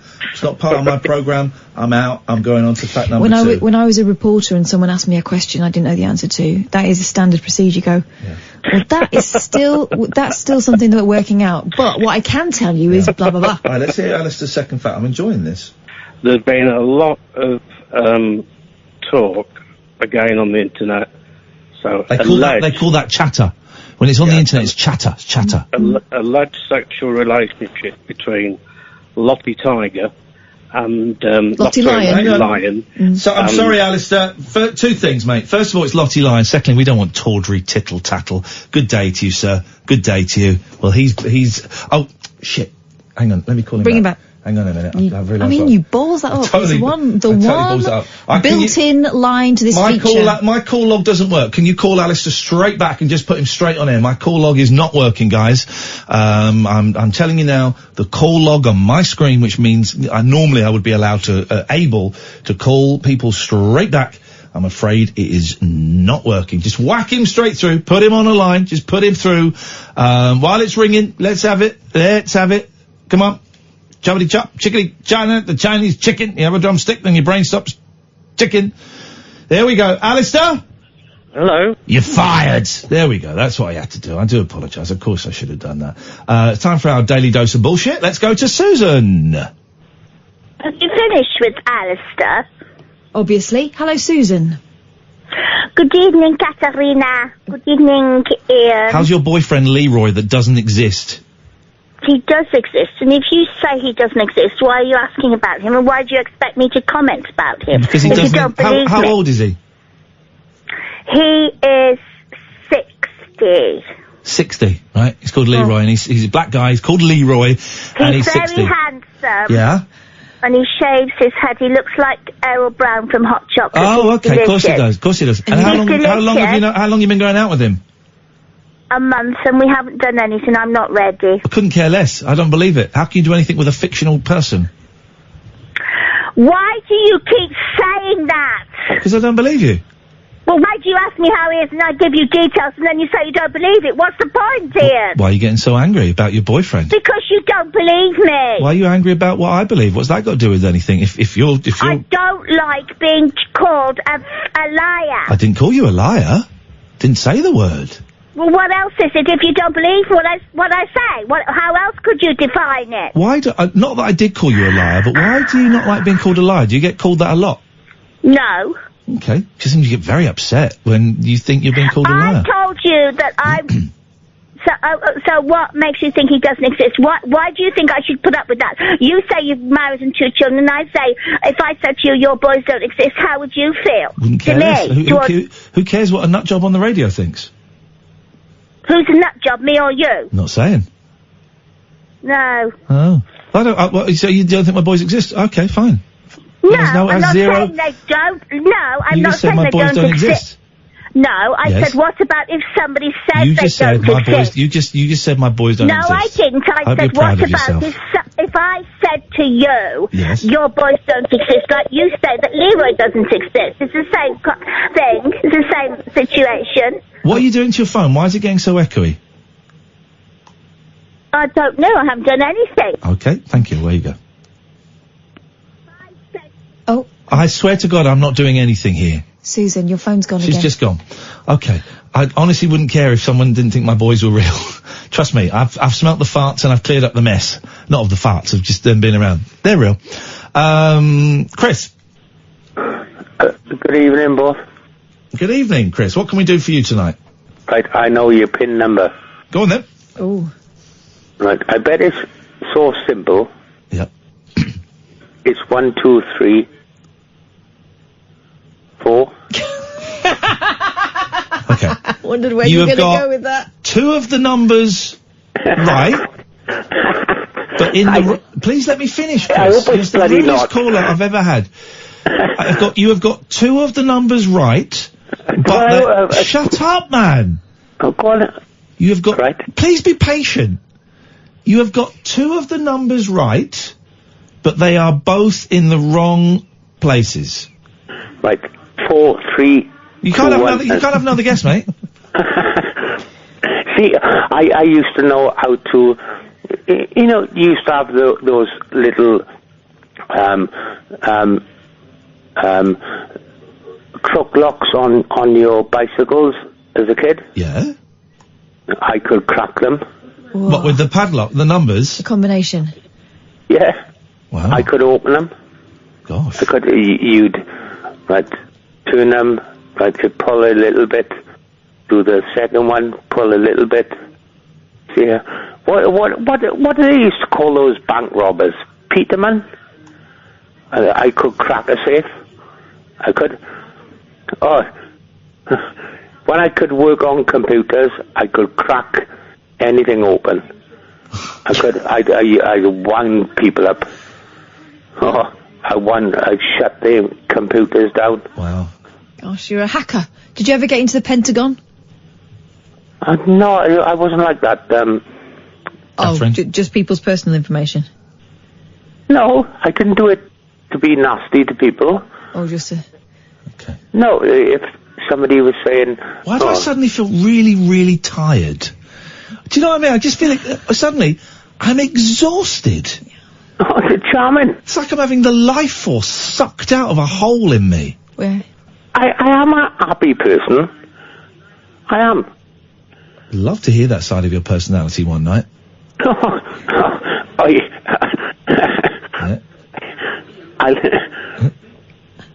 luck. I don't know what to say now. No, you don't, do you? How about goodbye? Bye-bye. Oh, 03444991000. This is the Late Night Alternative on Talk Radio. Jacked up jive talk for janitors, jazz cats, and gin-soaked boys and girls. Jackamondo. If you're awake, you're welcome. I've got 5 cactus needles stuck in my... The Late Night Alternative with Iain Lee on Talk Radio. 03444991000. Let's go to Linda. Good evening, Linda. Oh, hi, Ian. It's nice to talk to you and Kath. I listen to you when I can. I'm calling from Melbourne. Melbourne in Australia. Imagine, isn't that incredible? Incredible. Is it nice and warm? It is, actually. It's warming up. We're in the middle of the Spring Rebellion here. Oh, beautiful. Hang on, Spring Rebellion. What's Spring Rebellion? It's the Australian equivalent of what all your lot are doing over in London. Yeah, they're doing it in the warmth. I don't understand and what is the attitude to them over there?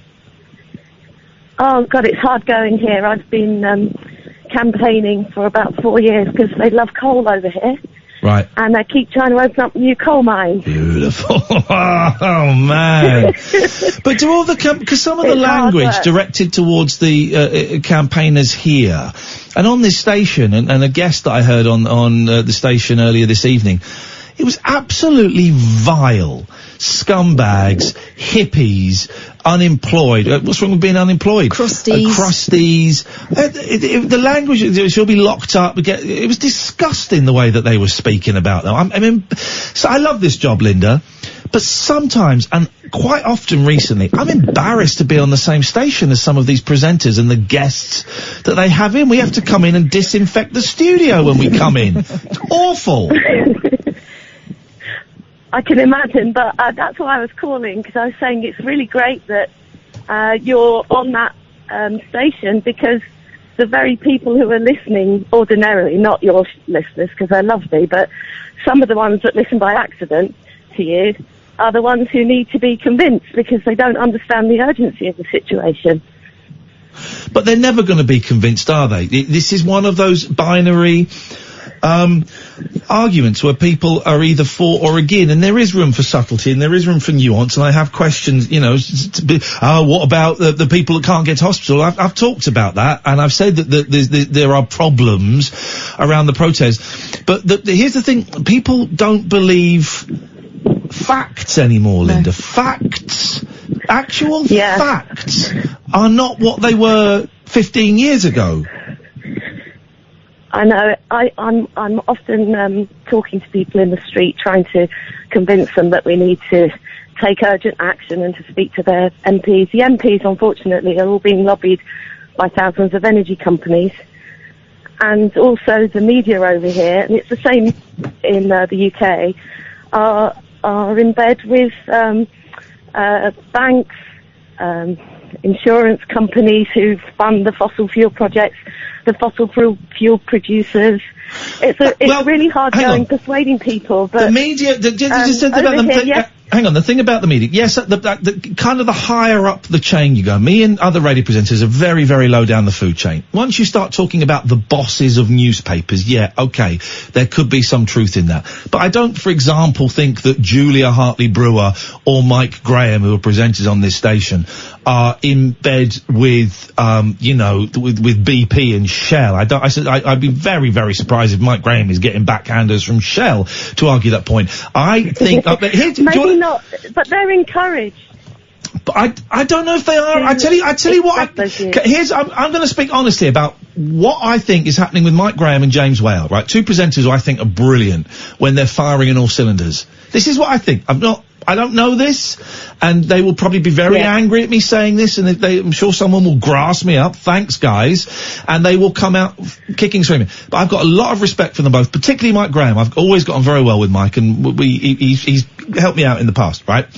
But I suspect that they have seen the success of other right-wing, not far right, but quite right, broadcasters, and seen how it is popular, and seen how things like Alex Jones, who is, I would say, far right, Katie Hopkins, who is far right, but people on the right have monetised anger. They've monetised anger and very strong binary positions, and I suspect, I have that James and Mike are kind of jumping on that bandwagon that anger sells. And me and Kath could get more listeners if we came on each night and slagged off those scumbag shits that's made me 45 minutes.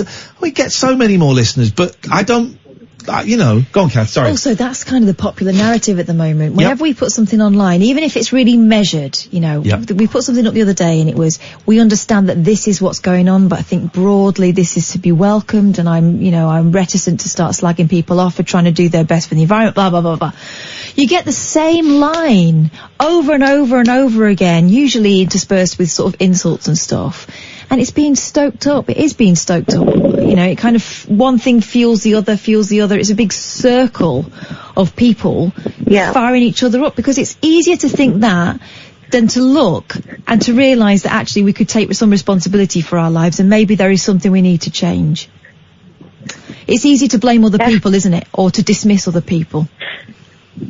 It is. But I do think that, the media is slightly different over here in terms of they kind of, the gloves are off. They don't care what they say anymore. And yesterday on a mainstream news programme, well, not even a news, like a kind of Wake Up to Britain or whatever you call it. One of the presenters said, I think they should be used as speed bumps, all the people that are in the intersection. That's not, I mean, I get it, but here's the thing, the most popular TV presenter over here is Piers Morgan. And he's in real life, he's a really nice guy. I've met him, he's very charming to me, but he says these horrendous, awful, angry, borderline violent, hateful things because he makes millions of pounds from it because that's why, Good Morning Britain was failing, even with Susanna Reid, who I think is brilliant, was failing until he came on and they had, Nick Ferrari, the success of Nigel Farage. These things, there are exceptions. James O'Brien, I would suggest, is the exception, although, he can still be quite powerful in things, but he's the exception. Right-wing, angry rhetoric sells better than wishy-washy, slightly left of central, which is what I am. I'm really surprised that kind of disbelieving stuff or the cynical stuff flies in Australia, though, because you've got a demonstrable problem there with people with melanoma and, there's obviously some damage to the atmosphere there that you're seeing having an effect already. Yeah, we've been in drought in winter. 3 of the states have been in drought. We've got towns running out of water. Several cities have already got dates where they know that if there isn't any more rainfall or enough heavy rainfall, they will run out of water next year. And people are still ignoring it. They hear it and they don't pay any attention to it. They think it's going to be sorted out. But the election, unfortunately, was bought. We had an election in May. And the election was bought by a big, he's a mining magnate, and he bought lots of social media space, and unfortunately swayed people's minds with a pack of lies. And it was really quite sad to watch. But the reason, I don't want to talk about all the negativity because that's what all your other DJs talk about. I just wanted to say thank you so much for talking about it and coming out and supporting it. Linda, thank you very much indeed. Thank you for listening in Australia. Appreciate that. Thank you very much indeed. 03, switchboard's empty for the first time this evening. Oh, we've got a working switchboard, dear listener. Imagine. 03444991000. I suddenly feel very, very tired. And I don't know why. What the hell is going on? 03444991000. This is the late night alternative every weeknight from 10 with Katherine and Iain on Talk Radio. Set free your mind. Let your fancy take flight. Conversation gets curiouser by the glow of moonlight. The late night alternative with Iain Lee on Talk Radio. I mean, we don't normally allow double bubble, but yes, Susan. Please may I talk to you? Yeah, sure. What do you want? I just wanted to recommend a DVD called, it relates to UFO sightings, and it's called The Welsh Triangle. I had the DVD box set, but I lent it to that horrible, nasty man, and I haven't had it back. But it's very, very good, and it's very, very plausible. I think you may enjoy it. The Welsh Triangle. Okay, thanks very much for your call. And also, another thing I want to talk to you about, please. Were you aware that during the German occupation of the Channel Islands, in the Second World War, German occupation of the Channel, on the island of Guernsey, the Germans had actually installed a gas chamber to gas residents of Guernsey who were considered by them to be infirm or unsuitable to continue living, such as people with mental health issues. I was unaware of that, but now I feel much better educated. It was very distressing because my mum... Are you lonely? No. I just like to talk and stuff. Why? Do you think I am? Yeah, I do. Really? Yeah, I do. Oh. Because you phone this station. I phone a lot. You phone this station. Hello? You phone this station a lot. I do. And you phone other stations under the name of Karen a lot. And I just wonder, I just guess that you were kind of, you tell us these things that may or may not be true. And I'll tell you what it is, Ian. I like communication. I just find your issues interesting. I Yeah, sorry about that. Okay, I do phone you a lot. I do phone you a lot. Maybe you could phone this show less. Well, that's how you... What, your particular show or the station? I said this... You're saying you don't want me to phone your show anymore. Is that what you're saying to me? No, I choose my words very carefully. You said don't phone the show anymore. Didn't say that at all. You said maybe you shouldn't phone the show as much. It was getting closer to what I said. What did you say? You don't listen, and that's partly why I find these calls so irritating. You said maybe you shouldn't phone this show anymore. Didn't say that. Similar to that. You don't, basically... This is why I find these calls so irritating. I said maybe you could consider phoning this show less. Yes, it's the same thing. It's not, it's completely different. But if you, maybe you should consider not phoning this show at all. So I don't think it does either of us any good. I don't think it does either of us any good. What, you or Catherine? No, me or you. Why not? Well, because you get very angry, and also you don't listen. I do listen. Well, you literally couldn't repeat back what I said. You said a different thing. It didn't amount to the same thing, Susan. It amounted to a very different thing. No, let me tell you something. No. Can I just say something? I find you quite rude, Susan, and I'm going to say goodbye. Oh, how dare! 03444991000 is the telephone number. You think I handle those calls badly? No, I don't. I just don't understand why it always gets like that. But... You don't understand why that her calls... No, I'm just saying... You said earlier, I'm not saying... No, it's not that at all. I just don't understand why it always ends up in conflict. I don't think it's good radio. I don't think it's good radio. This show is supposed to be about good radio, and I don't think those calls are good radio. There's some kind of psychodrama going on there that she's not going to let us near, and I find her rude. Yeah, I get what you mean about it not doing anyone any good, because, that's no way to... That ain't no way to treat Carry on, a is lady, it? no way to treat you, baby. I just don't enjoy those calls. I don't think the listeners enjoy those calls. She obviously doesn't enjoy those calls. But then it keeps What is it there? happening. We have got some people who don't like the show and dislike immensely the way their calls go. Paul from Stoke Poachers being a fine example. Yeah. Yet, even though they know they're going to end up unhappier at the end of their call, they continually call in. And I wondered what that was for. That's why I asked about the loneliness. Yeah. That's why I asked about the loneliness. Because it's almost a form of self-abuse to phone up a show where you know you're going to be unhappy. You know there's a strong chance you're going to argue with the host. And not a political argument, just on a personal level argument. And in the case of some callers, and I'm not naming any names, but you'll know who I'm talking about, they're coming halfway through an argument that we've not had. This is the thing I don't understand, why they would put themselves through that, and why they would keep coming back. I'm aware that I'm a contrary old sod, and last night's show did get a little bit, angry. I mean, I'm in a strange headspace at the moment, but words, I'm very careful with my words on air. I don't always get it right. Of course I can't. 15 hours a week, you can't always get it right, and I'll make mistakes. But I'm very careful generally with the words that I use, and I try and be as specific as I can.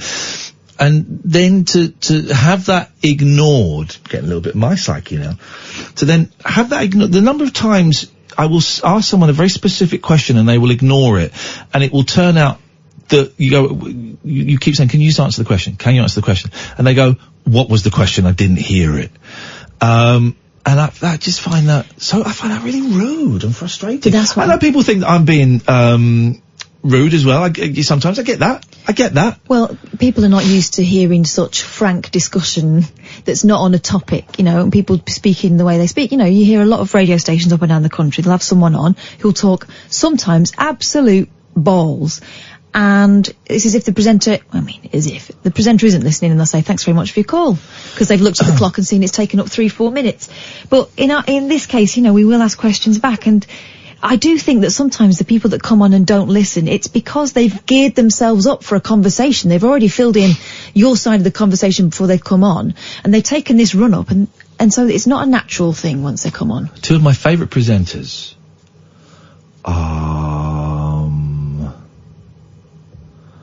Kathy says, you are a little bit mean to Susan. She obviously has issues. Well, has she though? But Kathy, now that's mean. That's mean. Because how do you know?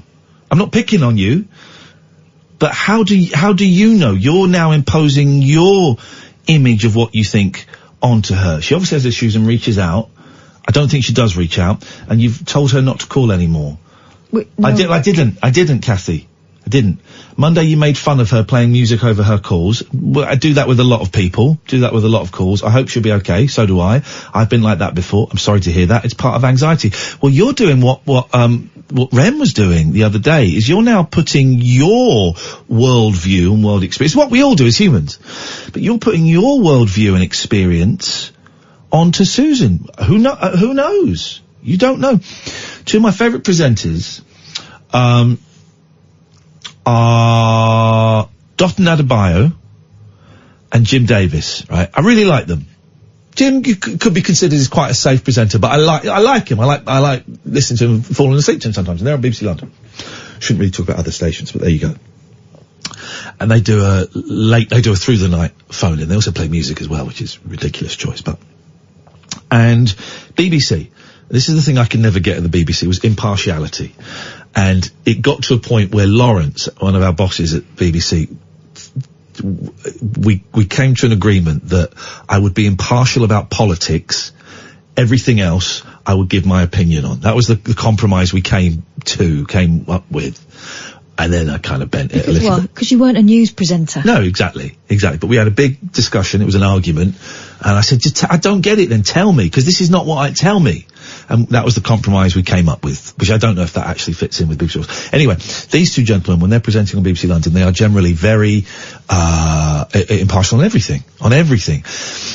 But, two examples. Dotun is black. And I've heard callers be really racist to him. And he sucked it up because he's such a consummate BBC presenter. He's and the BBC London, the boss there is a strange guy. I've done stuff there. But he's such a good presenter, it could be argued, that he sucks up quite racist comments. Yeah. Why do you think that? Whereas Jim does the same thing. But every now and then, there's a flare. There was a guy that called him up and accused him of, and Jim, anyway, guy called him up and accused him of being racist, got really angry and said, what you've said earlier was racist, it was anti-Islamic, and it was disgusting. And fair play to Jim, he got angry. And first and only time I've heard, he got really angry. And he said, no, you be quiet. I am not going to let you. You made some very serious accusations there. How dare you accuse me of being right? And it was really refreshing to hear. I can't remember why I'm talking about this now. It was really refreshing to hear him standing up for himself. I've got no idea why I'm talking about this. Can't remember my train of thought. Honest conversations on the radio. Yeah. Trying to keep it mellow, you know? I got Jim's number. I don't know him very well, but when I came out as bi, he's gay, there's no secret. He used to work with an old producer of mine at LBC, and he said, if you ever want to chat about it, well done, here's my number. And we've never met, but occasionally we text each other. And I just text him saying, that was brilliant, man. That was brilliant. That was really exciting radio, because it was unpredictable. Oh, okay. Kathy has said, I'm not putting anything on anyone, just offering an opinion. I'm not a mean person. I don't think I said you were mean. No. Did I say she was mean? No, not at all. I won't tweet again. Thanks for calling me mean too. I don't think I said you were mean, Kathy. Maybe I shouldn't have tweeted. Maybe I am mean. You've just put your world opinion of me on me. No, that's not. Kathy, you've really not understood, and okay. Peace and love. I'm keeping quiet because that wasn't my intention at all. But you are putting something on someone. But I don't think I called you mean. If I did call you mean, I'm really sorry, but I don't think I did I? No, you said I'm not being mean. I said I'm not being mean. Yeah. Right, okay. Hang on, what was her first? She said I was being mean, and I said, oh my God, I don't know what's going on anymore. Okay. Okay. So Twitter is not the place to have a conversation, Kathy, if you feel like that. I've noticed a couple of tweets in the past where you've kind of overreacted, in my opinion, choosing my language so carefully, where I feel like you've maybe you've misinterpreted something I've said on air or on Twitter and let me strike the word overreacted from the record, where you have misunderstood something I've said on air or on the show or on Twitter and seemed to have taken it personally, or I've got very angry about it. I am sorry if that is the case. Peace and love. Catherine, anything you want to say? Well, just to remember that other people's behaviour is none of our business. You know what you meant, and Yes. Kathy knows what she meant. Yeah, exactly. Yeah, exactly. Okay. Carl, we're going to come to you straight after the news, my friend, and then that's the only call we've got lined up. So now's a great time to give us a call. We've not talked about the Vardy Rooney thing, which we can do. I don't want to go into it too much, but it's, fascinating. Hilarious, in terms of kind of the soap opera. But I also felt a bit bad that it was a pregnant woman that was being piled on, and it did get very, very unpleasant. We can talk about that. We can talk about anything you want. 0344 499 1000. 0344 499 1000. The late night alternative. Carl, you'll be next. This is Talk Radio. The Late Night Alternative with Iain Lee on Talk Radio. We have ways of making you talk.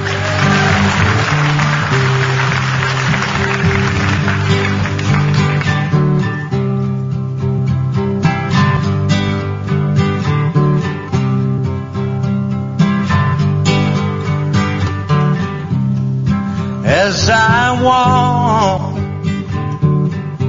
this wicked world, searching for light in the darkness of insanity,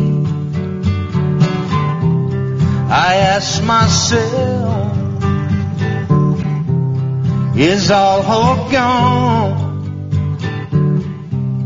Is there only pain, hatred, and misery? Oh, yeah. And each time I feel like this inside, there's one thing I want to know. What's so funny about peace, love, and understanding? Ooh, what's so funny about peace, love, and understanding?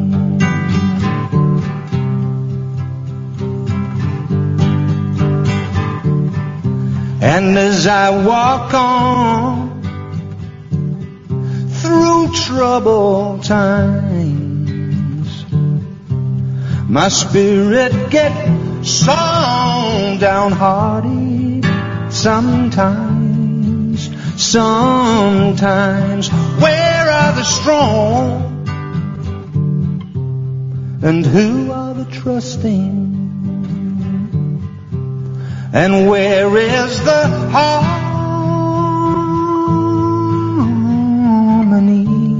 sweet harmony now? 'Cause each time I feel it slipping away, it just makes me want to cry. What's so funny about peace, love, and understanding? What's so funny about peace, love, and understanding?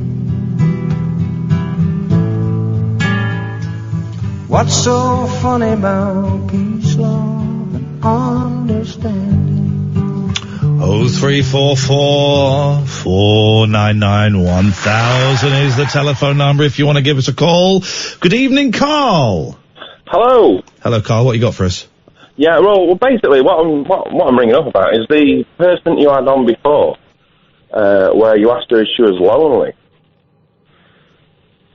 Yeah? Yeah? Yeah, well, I'm just thinking, shouldn't you be reaching out to people like that, who maybe are lonely?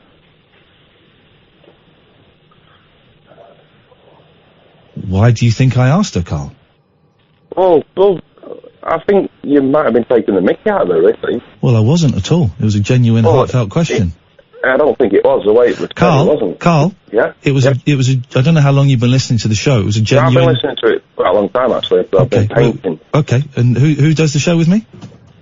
Sorry. Who does the show with me? I say I've been listening to it all night. Yeah. And who does the show with me? Who does the show with you? You've been listening for quite a long time. Who does the show with me? I've been listening to it on and off. Yeah. Okay. You've been listening, as you say. You just said you've been listening for quite a long time. Who does the show with me?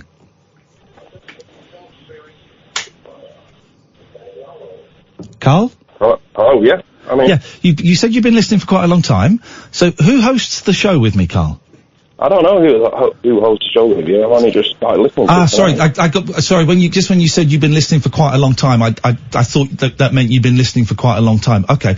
Well, if you had, it's not the kind of show that's easy to dip in or dip out of. I can assure you, and the majority of my listeners would know, that when I asked that caller if she was lonely, that it wasn't a piss take, Carl. It was a genuine, heartfelt question. Now, you can keep saying, well, I don't believe you, I think it's otherwise. I think that reflects on you.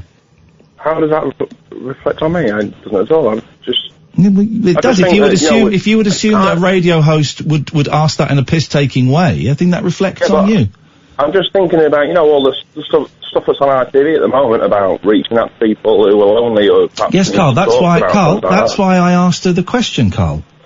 Well, it didn't seem that way. To you, it was to me. To you. A lot of people, to be honest. No, as you say, you've been listening for a long time, but you don't know who co-hosts the show, and actually, you've only just started listening. You literally said I've been listening for quite a long time. Yeah, tonight. I mean. Well, I've spoken tonight. Yeah. So yeah, she. Yeah, I heard her speaking tonight. Yeah. Yeah, and you don't know her name, so you don't really pay attention, and that's fine. That's fine, Carl. Most people who listen to the show on a regular basis will know that was not a piss take. What was your next point? Well, I'm just saying, with what's going on in the world today. Yeah, and, I've addressed that point, Carl. Who need to talk, and things like that. I've addressed that point, mate. It just seemed to me that you were taking the mickey. Well, I've told you I wasn't. What else would you like to say, Carl? I don't know. What about Brexit? Should we talk about Brexit? No, thanks, mate. 0344 499 1000. What is your name, by the way? Catherine Boyle. There we go! I've been here a while, Carl.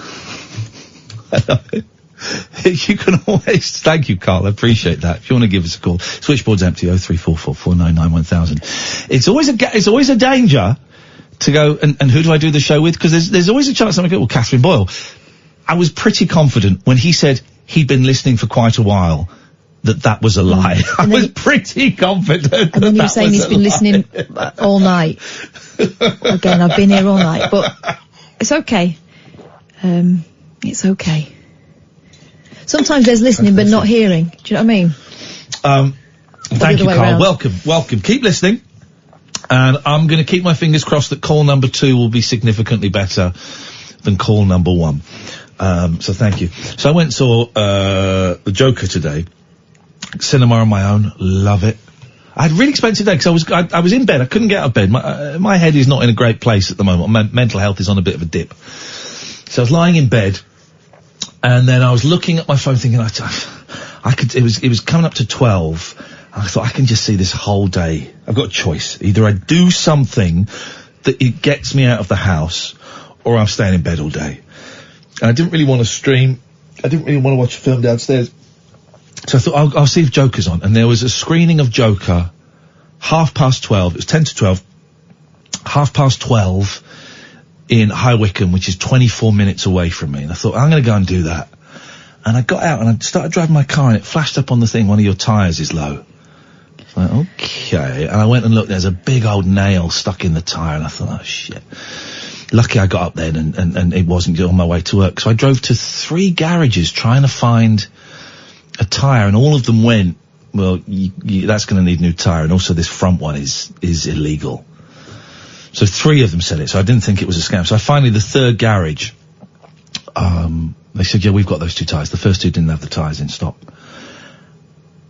When did tyres become £160 each? £160. Now, admittedly, this garage said, We've got them for 160, we've got them 170. There are cheaper, but we don't have them in stock. I have no reason to dispute them, and this was the third garage, and the tyre pressure was getting lower and lower, and I thought, I don't want to risk going to Quick Fit in case they don't have it. Right. So I went, yeah, just give me 2 of those, please. £160 for a tyre? £320 it cost me for 2 tyres. That's insane. And it's one of those things where the bloke told me, and I went, effing hell. Yeah, just do it, man. I've got to get it done. One's flat and one's illegal. Yeah, we'll do it. And you just have to suck it up. And I went in and I thanked them for doing it. It took them 20 minutes and I paid it. And it's just one of those things. And luckily I'm in a position where 320 quid, it hurts, but I can pay it, and it's not too uncomfortable. It means I'm not going to go without food for the rest of the week, as some families would, possibly even for the rest of the month. So I'm in a really privileged position. But my God, Miss Jones, 320 quid for 2 tyres. I know. But I know what you mean about being given the quote-unquote option and thinking, I've just got to do it. I took my car to be serviced last month. Yeah. It's done a lot of miles. I have to come back and forth to, here, and that's an hour and a half every day, if not more. And they said, your brake pads are gone. And it's down to the discs, actually. So, shall we change them? So if you're going to say, nah, I reckon I'll be all right, I'll carry on. So, that cost me.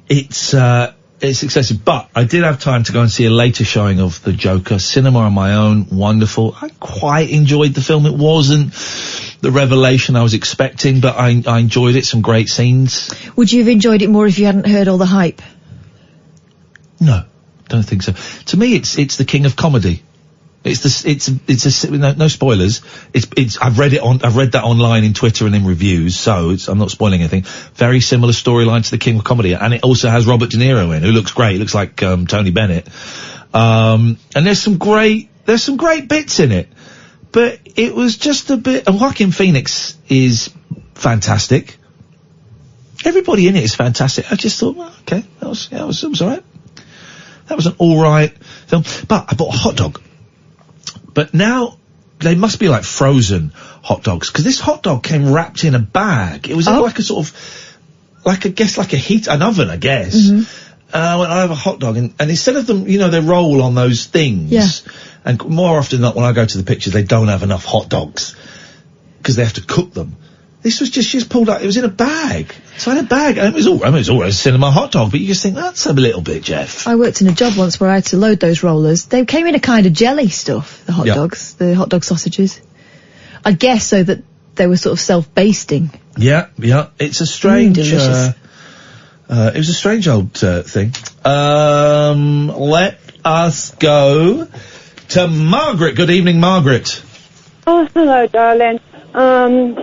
Not that you want to talk about that other woman much, but I just wanted to say that you weren't unkind to her. All your listeners must wonder why she phones in so often, and is she lonely? She doesn't sound lonely, but I think she must be lonely. We can't assume too much. She sent in a text saying, Iain and Katherine, just to let you know I love you all. I'm not saying I just find you all good fun. So she's all right. I just don't. There are, throughout my career of doing phone-in radio, I could name 5 callers over 20 years. I just don't enjoy it, and they actually get me quite angry and get my hackles up, and I don't enjoy it. I don't think it's good radio, and I don't think they enjoy it, and Susan's one of them. And maybe we did have a little, I mean, you think she's alright, Katherine, you enjoy her calls. But they do always seem to degenerate, and I don't know what she gets out of it. I just think maybe she shouldn't phone, I don't think it's good. I don't think it's good for anyone. No one enjoys it. No one's there going, here we go again, these two going head to head. I don't enjoy it. It's not sport. Some calls are sport to me. Carl was sport because it was easy, but, I don't know. Oh, well, Katherine, I'm really quite surprised that you don't, maybe I got this wrong, that you don't think necessarily that she's lonely. But you were right, Ian. She doesn't listen. Did I say that I didn't agree? She said she wasn't lonely, but I don't know. No, well, none of us know. All I wanted to say was that I don't think you were unkind, and you definitely did not say that she couldn't phone in again. I'm thinking about it. Yeah, okay. How's Reading Okay. doing? How's Reading doing, Margaret? Oh, you know I'm in Reading. I know you're in Reading. We're triangulating your exact position right now. You're joking. Oh, if we had you on for another 90 seconds, we'd know what buzzer to press to get you dear. going. And I'm an old lady. I don't know anything about technology. Well, you better hang up then before we find out where you... Quick, put the phone down! Okay. Bye! Bye! There we go. She believes you. I know. What technology are they using in movies from the 80s and 90s, where, you know, when someone's been kidnapped, and then there's a call from the kidnapper, and there are loads and loads of police in the rich person's house, and there's a big reel-to-reel tape recorder, and he says, "Gotta keep him on the line for 2 minutes, and we can do," and then so the dad's talking, and the copper's going, keep him talking. Wow, man, we were 30 seconds off. We got this neighborhood, but we couldn't find exactly which phone booth. What technology, does that technology actually exist? I don't know how a recording could help with that. The reel to reel. Who knows? Who knows what guan? 0344 499 1000. This is Talk Radio. Tales of mystery and imagination on the radio show that does things differently. Dolly Parton, I listen to a record all day long. The Late Night Alternative with Iain Lee. I'm a nut job, but not that kind of nut job. On Talk Radio. Honest to God, it's the new Breaking Bad. Oh no! Evening, dear listener. Always a pleasure to talk to you. On Talk Radio, I'm Iain Lee. Who are you? Ask Carl. 0344 499 1000 is the telephone number. Switchboard's empty. Absolutely empty. Okay, now the switchboard is working, aren't we getting a lot more calls? Yeah. Who'd have thought it? Who'd have thunk it? Here we go. Where are you allowed to leave litter? Can we come up? I know one place you're allowed to leave litter. And there must be others where you're actually allowed to leave litter. Are you thinking cinema? Yeah. I never do, but I grew up being kind of allowed to leave things under the seat. The cinema is the weirdest thing. Generally, I will take all of our litter out. Sometimes when you got boys and there's loads of stuff, sometimes you can't. Sometimes there is spilt popcorn on the floor, and so you can't always. But I will always take my litter out. But also, I'm fully aware that if I were to leave, that it's expected that you will leave litter there, because every time you're leaving the screening room, there are sometimes two young people with black plastic bags, gloves, and those little gripper things to go around and pick up the litter. Mm-hmm. It's the weirdest thing, because it's not that difficult to the wrappers and your cups and your bucket to go out and one of the bins in the hallway outside. It's a strange old thing. I know they have to have a quick turnaround, because then they've probably got another film starting in 15 minutes in there. But it's a very, very odd place. You are allowed to leave litter in the cinema. I wonder whether it's from the tradition where people would be in there all day. Do you know what I mean? If you talk to my parents or my grandparents... The film was on a loop. Yeah, they'll talk about being sat there all Saturday. I wonder whether it's that. Also, aeroplanes, people do that, don't they? You just leave your rubbish there. There we go. We've got a phone in. There's two places. Trains. Where are you allowed to leave litter? Are you allowed to leave it on trains? No, because there are bins, but people do. Free newspapers always left. Coffee cups are always left. Newspaper's different. Newspaper, I would suggest, is different. That's for the next person. That's recycling. That is recycling. I don't tend to... I'm on the train this Saturday. I'm going up to Blackpool. So I'm going to keep an eye out. The bins are very small. Yeah. You've got to scrunch everything up to get it in. They're in between seats. But I don't remember seeing coffee cups. I will keep an eye out on Saturday as I go up to Blackpool and have a little look-see. Where else, dear listener? 0344 499 1000. Are you allowed to leave litter? But you know, I always clear a table in the cafe when we finished. Yeah, I do that. I don't always. I tend to. If it's like a cup and saucer job, I'll go and put it back. I tend to. Or if I do it in, like Costa and stuff, I tend to. Yeah. I don't always. You're allowed to leave it, obviously, beside full-up bins. Are you? Are you? I don't. If there is other rubbish there, if there is a box next to the bin, I'm putting it in the box. Yeah, I'm putting it in the box. Okay? Oh, And the same as if people in London, this is, and I guess cities, on bin day, shops will leave plastic bags out on the street. Like 3 or 4 plastic bags out on the streets, because I'll put rubbish. Yeah. If the bag is open, I'll put rubbish in there. Well, that's essentially kind of a bin, isn't it? Put it in a bin, isn't it? Here's the one I don't understand. But I'm not a dog owner. Yeah.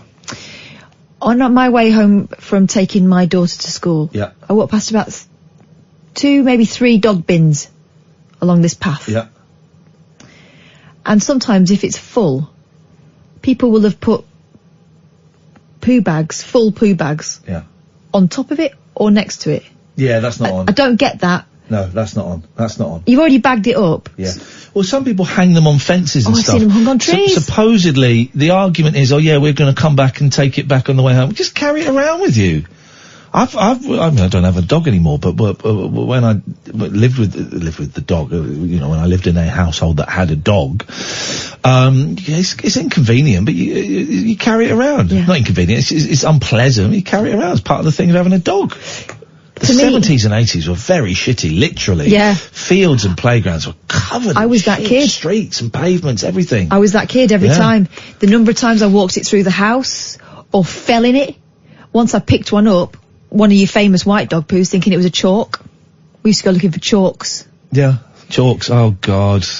I do remember the cry of my Auntie Linda. She's covered in shit again. Oh, my. But it was always me. And the way people used to treat you is if you'd done it.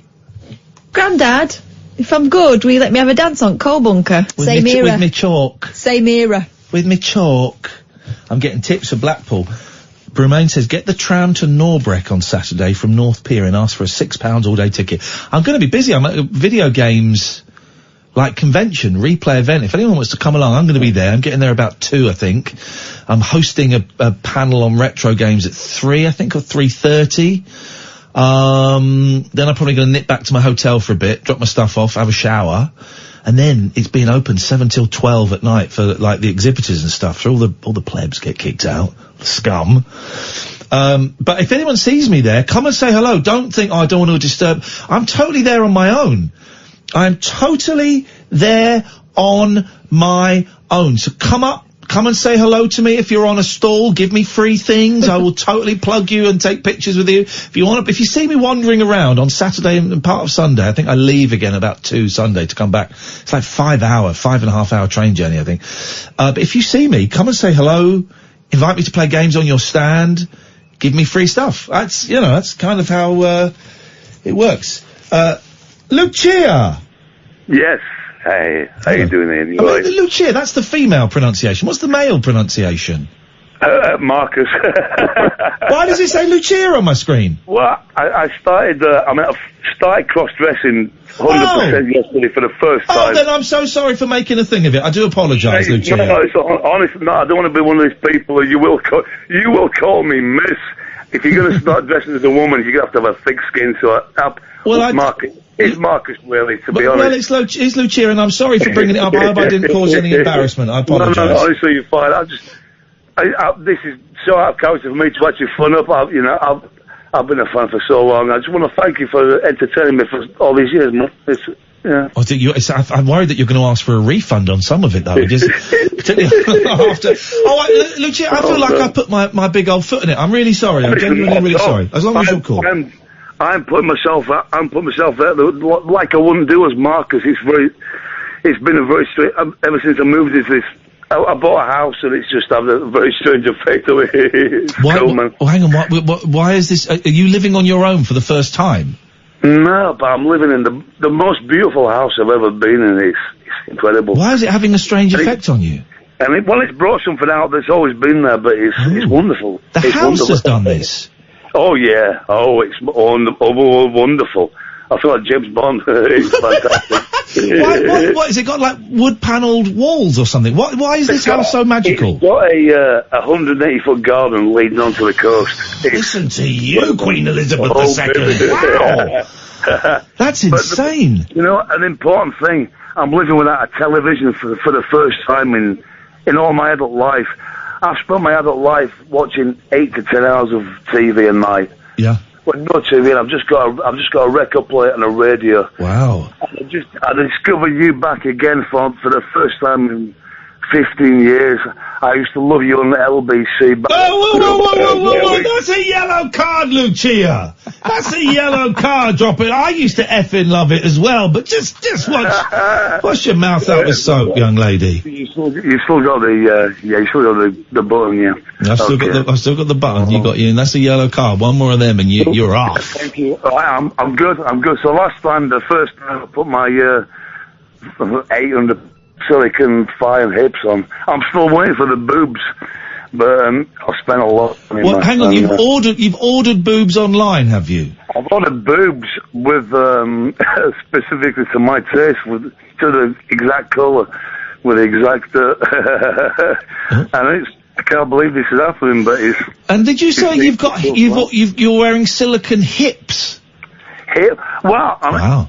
Why don't they sell the hips and the bum in the same unit? I've had to put 4 separate silicon units on. Wow. And it's, this is the first time. Mom, check this. I ordered, this is a small can of spray, medical adhesive, £130. Oh my God. What, for spray glue? This medical grade adhesive. This is an expensive hobby, my friend. And so this is to get your butt cheeks to stick to your butt cheeks. Is that what it is? Yeah, man. Yeah. Describe what you're wearing now, Lucia. No, I'm in bed with just the. Well, no, I've not used the adhesive yet. This is the first time I put them on. Right. I didn't want to stick them properly. I'm just wearing tight support hose, or we call them. When I say hose, I don't mean in the hip hop sense. Nope. HOSE. Yeah, like holding in pants. Like a cycle short type thing. Oh, they're fantastic, man. The things that house is gonna see, Lucia, huh? So, last night I just opened the glass doors at the back, and I was playing some crazy jazz music. It was fantastic, man. Excellent. It sounds like you're on a wonderful journey, and you're becoming what you want to be, who you are. I've been HIV positive since I was 7 years old, man. Wow. I'm hemophiliac and I stopped the medication seven years ago. It was killing me, and I was wasting away, and I felt like a king, man. I just want to thank you guys because You smoked a little wacky backy tonight, Lucia? No, in fact, I've been having sleepless nights last year because I've run out. You've run out, exactly. That's the problem. I forgot that when I used to smoke a lot of weed. Then when I stopped, you can't sleep because you'd smoke it till it knocked you out. And well, you listen. You take care of yourself, and I look forward to. Both of you. I think you're fantastic, and can I just say love to Nigel out there? I think he's fantastic. Yeah. And love to all the fantastic calls you have in, and just keep doing what you're doing. And Lucia, I look forward to speaking to you again soon. You take care. Yes, love to you both. Thank you. Thank you very much indeed. Gosh, what a lot of information. What a great call. A lot of information wrapped up in that. It's interesting he mentions Nigel. If you have seen the Joker movie, it really did remind me of Nigel from Maidstone. Quite a lot. I'm not suggesting he's about to, become a killer, although, but there were quite a few similarities, I thought, between Nigel from Maidstone and the Joker character.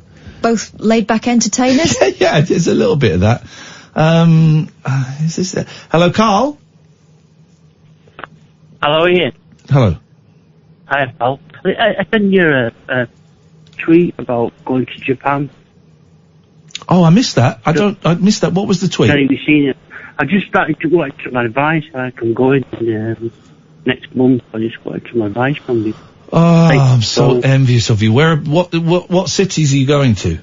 I'm going to Shinjuku. Well, Shinjuku's in Tokyo, isn't it? Tokyo, yeah. Yeah. Well, and how long are you going for? I'm going for eight nights, but I've always wanted to go. I split with my girlfriend a couple of months ago, and she didn't fancy it, and that's the first thing I did. Here's the thing. You will not get a bad meal anywhere. A lot of the best restaurants I found are in shopping centres, and they look really crappy and plasticky. But they have got some of the best. My Japanese friend, when we were out there, who lives there, and we met her for lunch, and she took us to this weird, plastic, it looked like a fast food joint in the shopping centre. We're like, well, this is a bit crap. It was incredible, man. It was incredible. So go and eat. Do you want here's a real suggestion, right? You're there for 8 nights. Yeah. Go on the bullet train to, I think I can't remember if Osaka or Kyoto is nearer. Go on the bullet train to whichever one of those is nearer. I think it's Osaka. Get the bullet train, go to Osaka for a night, stay in a traditional old Japanese hotel where you sleep on the floor, have a walk around the next day, and then get the bullet train back to Tokyo. Yeah. Do it. That's what I'm going to do. Do it. Staying in the Godzilla Hotel, you know, the one with the Godzilla roof. Oh, I don't know the Godzilla Hotel. The Greatery. Google it for me, Catherine. I've seen it, yeah. Oh, I don't know it. Oh. Hiya. Is Tokyo the place where you can do Mario Kart? Oh, there's Mario Kart tours in Tokyo. Right. Well, you dress up as one of the characters of Mario Kart, and you dress up as one of the characters, you drive a kart around Tokyo. All right. Do that. Go to an arcade. Arcades are not quite as big as they were last time I went, about 10, 15 years ago, but arcades are a really big social event, and you'll get businessmen, you'll get young kids, you'll get families there. Go to an arcade for an hour or so and just soak up the vibe and the noise and the characters. That's what I want to do, yeah. I know you've been before, haven't you? Mate, it's all wonderful. I think they've still got Tower Records in Tokyo. Go there. Walk around, walk, smell it. Oh, look, there's the Godzilla Hotel. My God, that looks terrifying. It's good, isn't it? Oh, man. You can get a room where he's peeping through your window. My big suggestion, though, and it's a bold move, but book a night in a traditional, I can't remember what they're called, a traditional Japanese hotel in Osaka. Get the bullet train. Buy the ticket for the bullet train from the Japan Centre in the UK. It's cheaper. Onsen, isn't it? Onsen. No, that's the spa, isn't it? An onsen. Oh, right, okay. And get the bullet train there, spend a night there, then come back. And will it be okay to catch the train from the airport? Will I be too overwhelmed, or is it all English? There will be enough English at the airport to get you on the train. It's about an hour, I think, from Narita into Tokyo. It's about an hour. Yeah. The underground, you can work it out. I seem to remember it all being relatively easy to work out. And also in Tokyo, loads of people speak English. Yeah. Loads of people. Almost everyone will speak English. And they're really, really, really keen to help you. They will want you to have a good time in Tokyo, so they will go out of their way and help you. And I've had things where I've approached someone in Tokyo and they've not understood me well enough. You go, do you speak English? Yes. And you ask them the question, they have a blank face. But then they'll drag someone else over to join in. So don't be afraid to ask for help, because they want you to have a great time. Right. That's all I wanted to know. Carl, do us a favour. I've rang you before, and I love you. Nice one, man. Give us a call when you come back and let us know how you get on. Okay, I will do. Bye, Carl. Bye, Carl. Thank you. Oh, man, I'm so envious. I'm such an idiot. Fancy going to... I was in Narita for 2 days. That's the airport. Yeah. I was in the town surrounding the airport. Basically, it's like staying in flipping Crawley. Yeah. Didn't dare get on the train. But in Narita, obviously, it's a Japanese place. Yeah. I couldn't make it out. I couldn't make any of the writing out. I was It's really lost. daunting. You sort of suck it up and just go for it. Once you get out of Tokyo, less people speak English, and their English is fewer. Their English is fewer, and less people speak it. But honestly, it's worth getting the bullet train just to go on the bullet train. You buy the ticket. You can buy a pass. It might not be worth it for one journey, actually, but if you can buy a pass for the bullet train, but you can only buy it if you're not a Japanese resident. You get it in the UK. It means you can go on the bullet train as much as you want once you paid this. I think if you use it 4 times, you end up making money. Get the bullet train, go to Osaka, stay in a hotel where you sleep on the floor, walk around Osaka because it's brilliant. I think it's Osaka, not Kyoto you want to go to. Then come back, man. Bullet train's awesome. Awesome. I love Japan. Maybe next year. 0344 499 1000 is the telephone number if you want to give us a call. Let's take a break and then come back and see. I'll tell you what we'll do. Take a break, then we'll come back. We'll take calls straight to air for the last 20 minutes or so of the show before Daryl Morris comes in. This is Talk Radio. The late night lip service for lovers, loners, and lounge lizards. Yeah, well, where exactly is your accent from? The Late Night Alternative with Iain Lee. I've forgotten your name already, excuse me. On Talk Radio. Call straight to air. A trick I'm relying on a little bit. No. Let's have no call. No calls straight to air. No calls. I don't want any calls. Well, none at all? None at all. If anyone phones up, answer it, tell them thanks, but we're not taking any calls. No more calls. Come back tomorrow. Come back tomorrow, guys. No more calls. Because I'm relying on straight to air a little bit too much. I mean, you say that, but for the last 5 days we didn't have the facilities to do straight to air. I know, but it is my default setting. I tell you what we can do is me and Kath will just sit and have a chat, and if anyone, we'll do what we did the other day when we didn't have phones. If anyone's got any questions that you want to ask us, you can tweet them at Iain Lee, at Flippin' Kath, or you can text. How do they text? Text the word talk and your message to 87222. Text costs 25 pence. Plus your standard network rate. I never give that out, but let's put it out there for people that aren't on Twitter. You can ask me and Kath absolutely anything. We reserve the right to not answer it. You know, we're not saying we're necessarily going to answer stuff, but you can ask us anything. At Iain Lee, at Flippin' Kath, or text talk to 87222. What have you got, Boyley? Stu, I thought we were going to talk about Coleen and what's it? Oh yeah, Rebekah Vardy. So it was, everyone knows the story now. So you all know the story, so there's no point in me even telling you what the story is. Very exciting moment. Obviously I was in the jungle with Rebekah Vardy and I didn't get on with her. I found her very, very dark energy from her. The first thing she said to me was, I thought you were an effing twit with an A. Because, I came out in the jungle on day 5 with Kezia Dugdale, and then I won my challenge, which I thought I was going to do, so up yours, and I had to pick 5 people to be on my team. Of course, you don't know what any of this means at the time, and I picked the 5 people whose names I knew. Oh, I got Shappy's name wrong. I called her, after another dark comedian. I didn't call her Shappy. Outrageous racist. I called her, anyway, another famous person comedian of colour, terrible. I felt terrible. And what happened was the 5 people that I picked, or the 4 or 5 people that I picked, we went into live in luxury, and the other 5 went and lived in poverty. It was only for 2 nights, I think. And then I had to do these speeches. They gave me this script I had to read, and I did this speech, and I didn't know, but it was then played to the people who lived in poverty over like a little radio. Yeah, weren't you supposed to be like a prime minister or something? Prime minister, that was it. Because Stanley Johnson was in there, that was the thing. And, so I didn't see that, and I felt terribly guilty in all of this. It was a horrible head trip.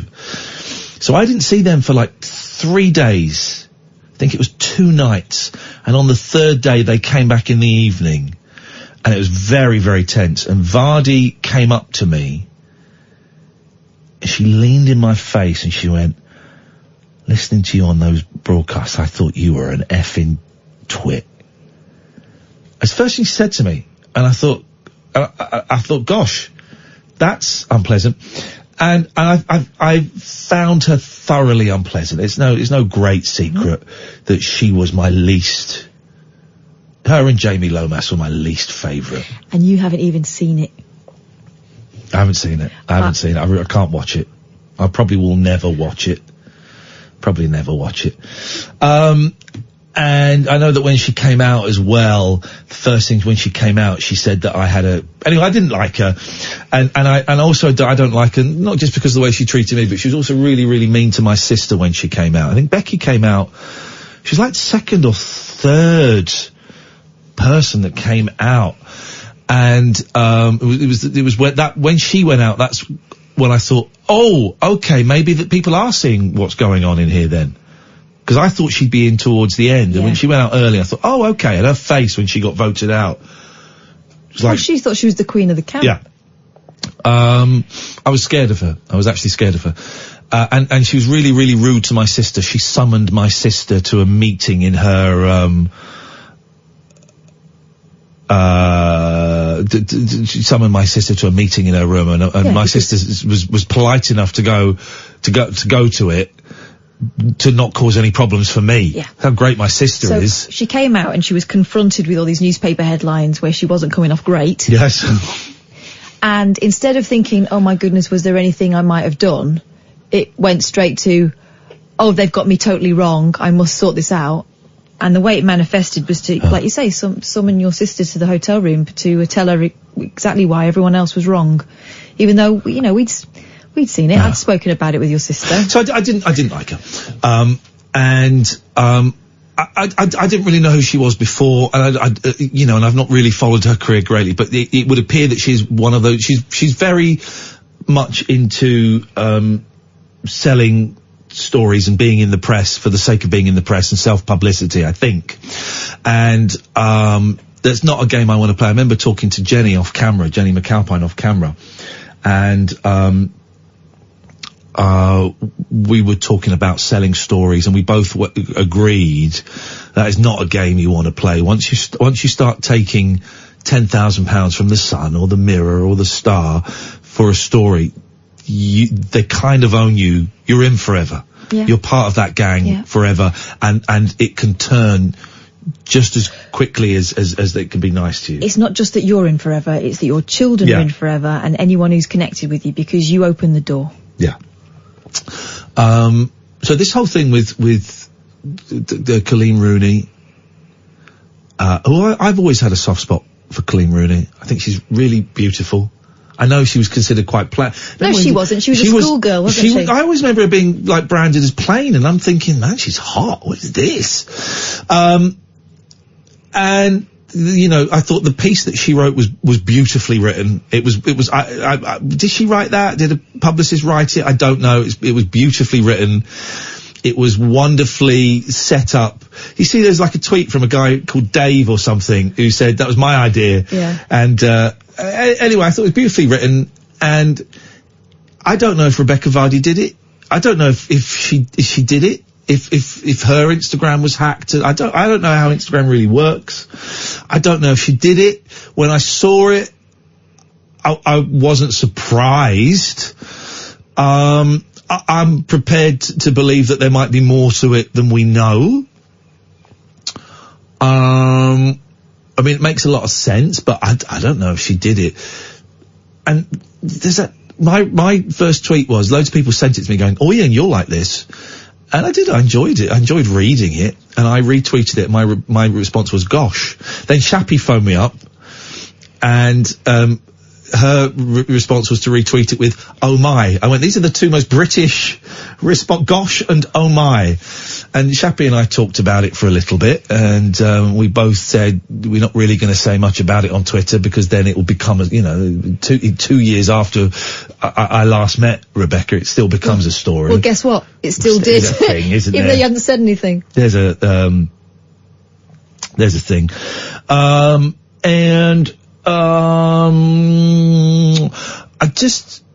retweeted a couple of things. What did I retweet? I retweeted one saying, imagine if Coleen Rooney had blocked everyone apart from you, just so that she could see that you're leaking stuff about Rebekah Vardy. And there was another one about, I retweeted and I unretweeted about someone saying, gosh, I'm so surprised she came across so nicely in the jungle.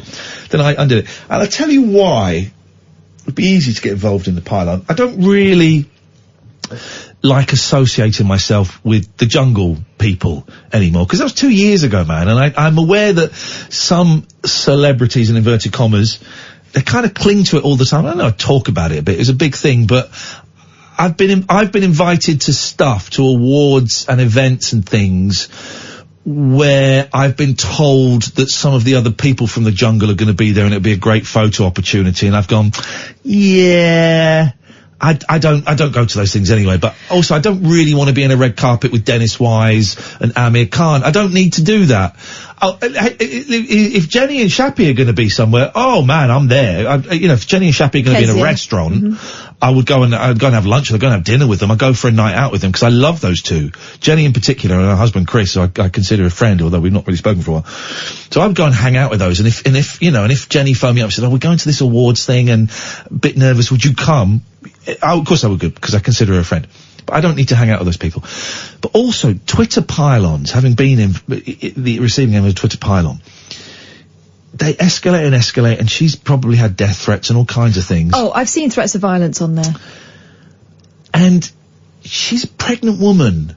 Now, maybe this is like old school kind of misogyny, what you could be classed as misogyny. Maybe this is the same kind of thing. I know you mean nice guy misogyny. Yeah, the same kind of thing of holding a door open or giving your seat or something. Less that than the way people sometimes treat me, where you'll have said something, but they'll have a go, they'll say, I feel sorry for Katherine, she obviously hates it. It's like, what are you talking about? Yeah. That thing. It could be perceived as that. I'm just aware, this is a fact, right, that if you're in a really stressful situation when you're pregnant, that can be dangerous. Yeah. That's dangerous. Yeah. Right? Now, if she has done this, let's assume for a second she has done what she's been accused of doing. She's totally brought it on herself, of course. If she did it, it's a really shitty thing to do. It's lousy. It's a scummy thing to do. If she has done it, she's totally betrayed a friend for a few quid, right? If she has done it, we don't know. But I also don't want to be involved in a machine that is jumping on a pregnant woman. Imagine, and I know that Becky, and she said this, that she tried to commit suicide when she was younger. And I don't want to be piling onto someone who has had suicidal tendencies in the past and is pregnant. Imagine if she tried to kill herself or there was a miscarriage. My God, and I pray to God there isn't. But imagine. Also, she's been owned in the most public way. Yeah. The most public and humiliating way. Do you really think she needs to hear what you think about it? Yeah. It's, And yet these people just piling on. People don't know her or having an opinion, and it's spilling over onto, her marriage and all this sort of stuff. I saw threats of violence. And we get tweets from people with footballers as their... Yes. It's turned into that as well. There's a bit of tribal stuff going on. People who don't like her husband as a footballer and all that kind of crap. Really? And aren't we better than this now? No, I don't think we are. I've got good reason to dislike her because she was horrible to me, to my face and behind my back. I got good reason to, but I'm enjoying the soap opera between the two characters. That bit I'm enjoying. Okay, if I'm completely honest, I'm human. I'm enjoying what's going on between Rooney and Vardy. I get no pleasure from seeing some of the. I mean, there are some funny tweets. Scott Balcony, who we're big fans of, tweeted, but just imagine Vardy didn't do it, which I thought was great, and it's also it's a salient do you know point. What? It's possible. It's a salient point. So there are a few tweets that are making me laugh. I'm enjoying the soap opera between the two characters, but I'm not enjoying the pile-on. I've had a few people calling me out for saying I can't get involved in piling on. First of all, I don't believe, Twitter pile-on is good. I think it's awful anyway. But I certainly can't get involved in a pile-on with a woman who's pregnant. And then people go, well, there was a great tweet from someone saying, would you not get involved in a pile-on on Hitler if he was pregnant when he invaded Poland? I think you'd get enough stick in those days. I like to think that tweet was a joke. That tweet had to be a joke, man. That had to be a joke. It made me laugh a lot. But, Yeah, I think I know for a fact that she tried to kill herself when she was younger. I think she was a teenager. And I know that she's pregnant. And, it doesn't mean you can't call people out for inappropriate, bad behaviour. Of course you can. Of course you can call them out if they're pregnant. Of course you can. If they've, it doesn't mean we give them a free pass for because they tried to kill themselves when they're younger. Of course not. But I just can't get involved in a pile-on in that situation. To me, it's the fact that it's being done for sport. Yeah. That leaves a nasty taste. Yeah. And while I thought her behaviour towards you in the jungle was appalling. Yeah. You watched it, didn't you? You saw that show. you know. And when Dennis Wise came in, I mean, it took everything I had to not let him know how I felt about things. But not. What would it do for me to kick a woman when she's already being kicked so much? Let's put this in the podcast, because I think this is quite interesting. It's certainly interesting for me to kick this idea around. I'm guessing some people might be interested because there's still a little bit of, you know, jungle stuff. That magic is pretty much worn off, but every now and then there'll be a little, you know, kind of gust of wind that will blow an ember or a light a little bit, but that fire's pretty much burnt out. But also I think it's interesting that this is where, I mean, it's good that it's taken Brexit off the front. It'll be the front page of the papers tomorrow.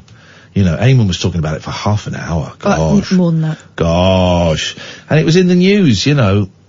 It's where we are as a society. And it is a little bit of... It's a circus. Lightish relief.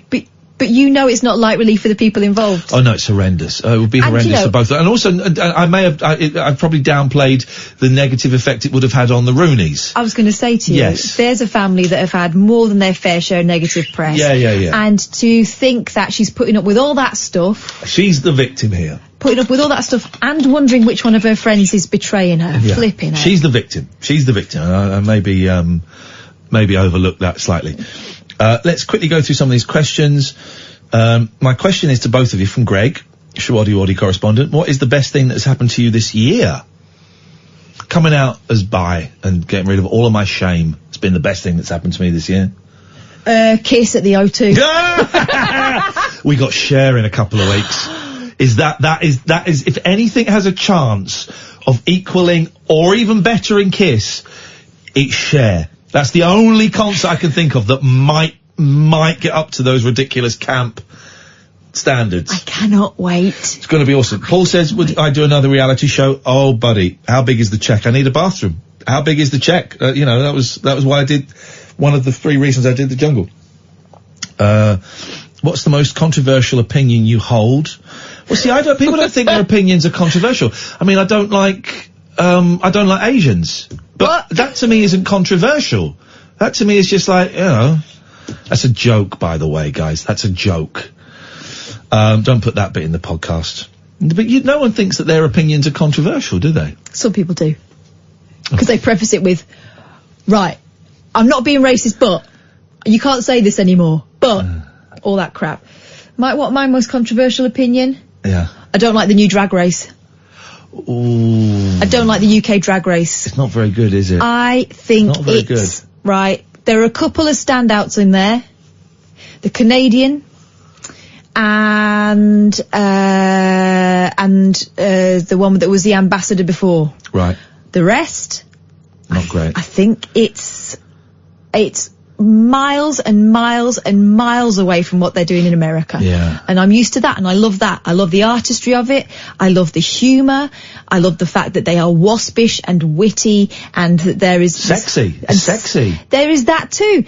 But this feels like just overly crude, and I'm going to say it, I don't think they've got the polish, and I don't think they've got the artistry when it comes to makeup and costume. I just think it's subpar. I don't think the guests they've had have been, you know, that good. Final thing, Daddy Bear Cub. I know the late night show is definitely the best slot and place to be, but thinking back to previous shows, was there anything you guys did like about doing the breakfast slot at all? Yeah. Loved it. People we work with. We were talking about this the other day, the team. Once we got the team finalised, me, you, Justin, Kelly Betts and Paul Scoynes. Dream team. It was a joy. And on that bombshell, thank you guys. Thank you very much indeed. That's it. We are done. Back tonight at 10. Don't forget podcasts of this. There's a new rabbit hole going up tomorrow morning, I think. We'll talk about the rabbit hole tomorrow and tell you where you can get tickets for our live shows, because we've got a few coming up. Darryl Morris is up next. This is Talk Radio. This is Talk Radio.